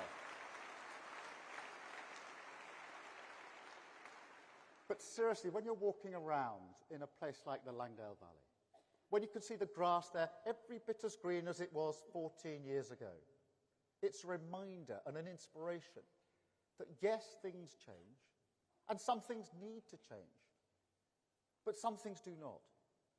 And the joy and wonder of our nation, the spirit of its people, the cleaners, the drivers, small business owners, teachers, teaching assistants, the people who came out and cleaned the streets, the brickies who rebuilt the broken walls in Southport, the backbone of this country, they are just as resilient as they were 14 years ago. And no matter what loudmouths say on social media, their values are the same. So we will turn our collar up and face the storm. We will rise above the challenges that we've inherited. Because this is a country with fairness in the water, that believes in justice, and that wants working people to be respected.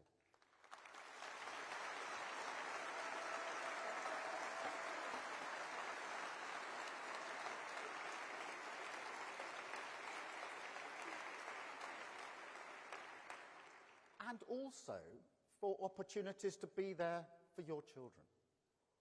Because, Conference, one of the other things that gave me great joy as a kid, as well as the football, obviously, was the flute. Don't think you're expecting that, were you? But seriously, the flute gave me so many opportunities. My first ever trip abroad was to Malta with the Croydon Youth Philharmonic Orchestra.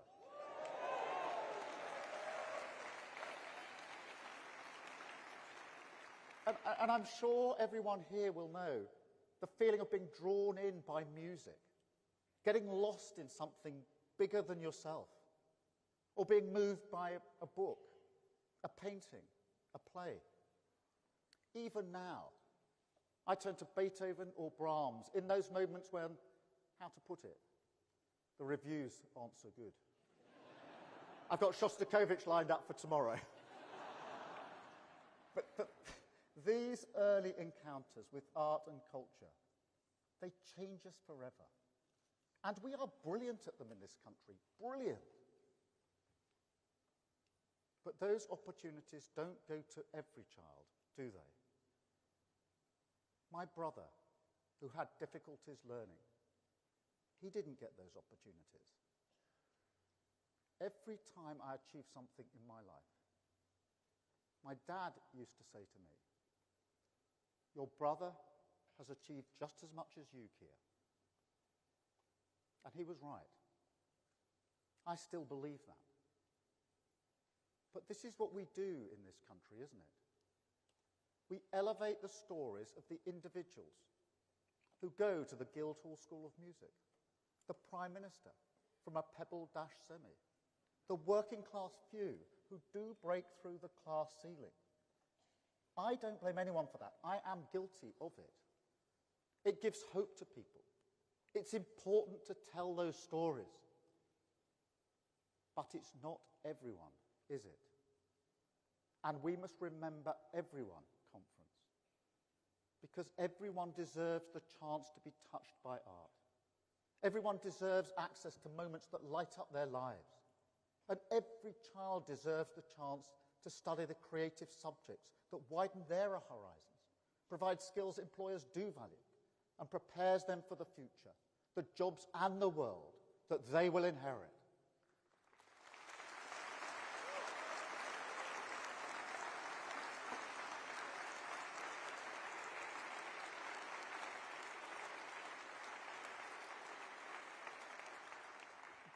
But more than that, every child, every person deserves to be respected for the contribution they make.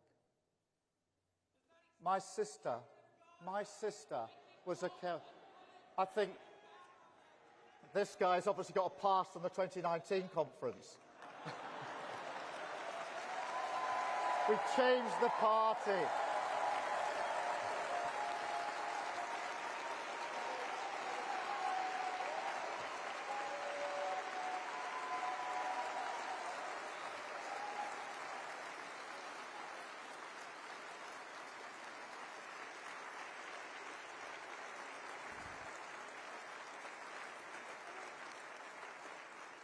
While he's been protesting, we've been changing the party. That's why we've got a Labour government.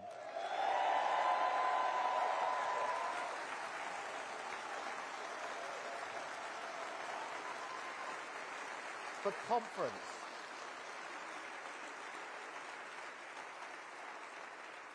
the point I was making is this: every child, every person deserves to be respected for the contribution they make. My sister was a care worker in the pandemic. She is still a care worker. Work that surely by now we know is so important for the future of this country. So wouldn't it be great,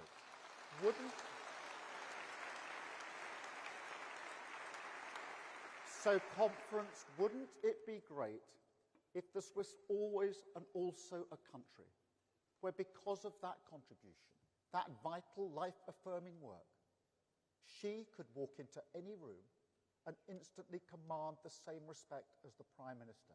Because those are my values, that is what I believe, and those are the values of the Britain that we will build.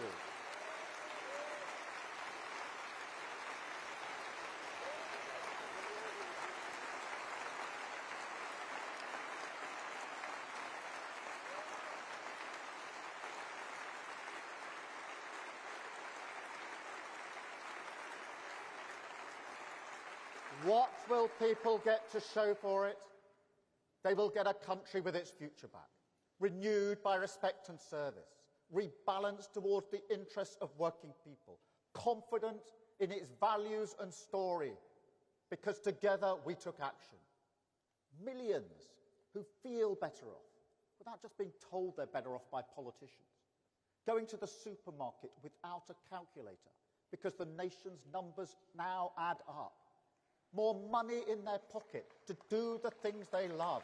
More faith in their public services, because once again Labour rebuilt them. An NHS facing the future. More security and dignity at work. Town centres thriving. Streets safe. Borders controlled at last. Clean energy harnessed for national renewal. New homes, new towns, new hospitals, roads and schools. a new future for our children. That is what people will get, and mark my words, we will deliver it. People said we couldn't change the party, but we did. People said we wouldn't win across Britain, but we did. People say we can't deliver national renewal, but we can and we will. We will stabilise our economy, clear out the Tory rot, fix the foundation and deliver the mandate of change, a Britain built to last, built with respect, built with pride, because together we have shown that Britain belongs to you. Thank you, Conference. Thank you. Thank you. Thank you, Conference. Thank you. Thank you, Conference. Thank you.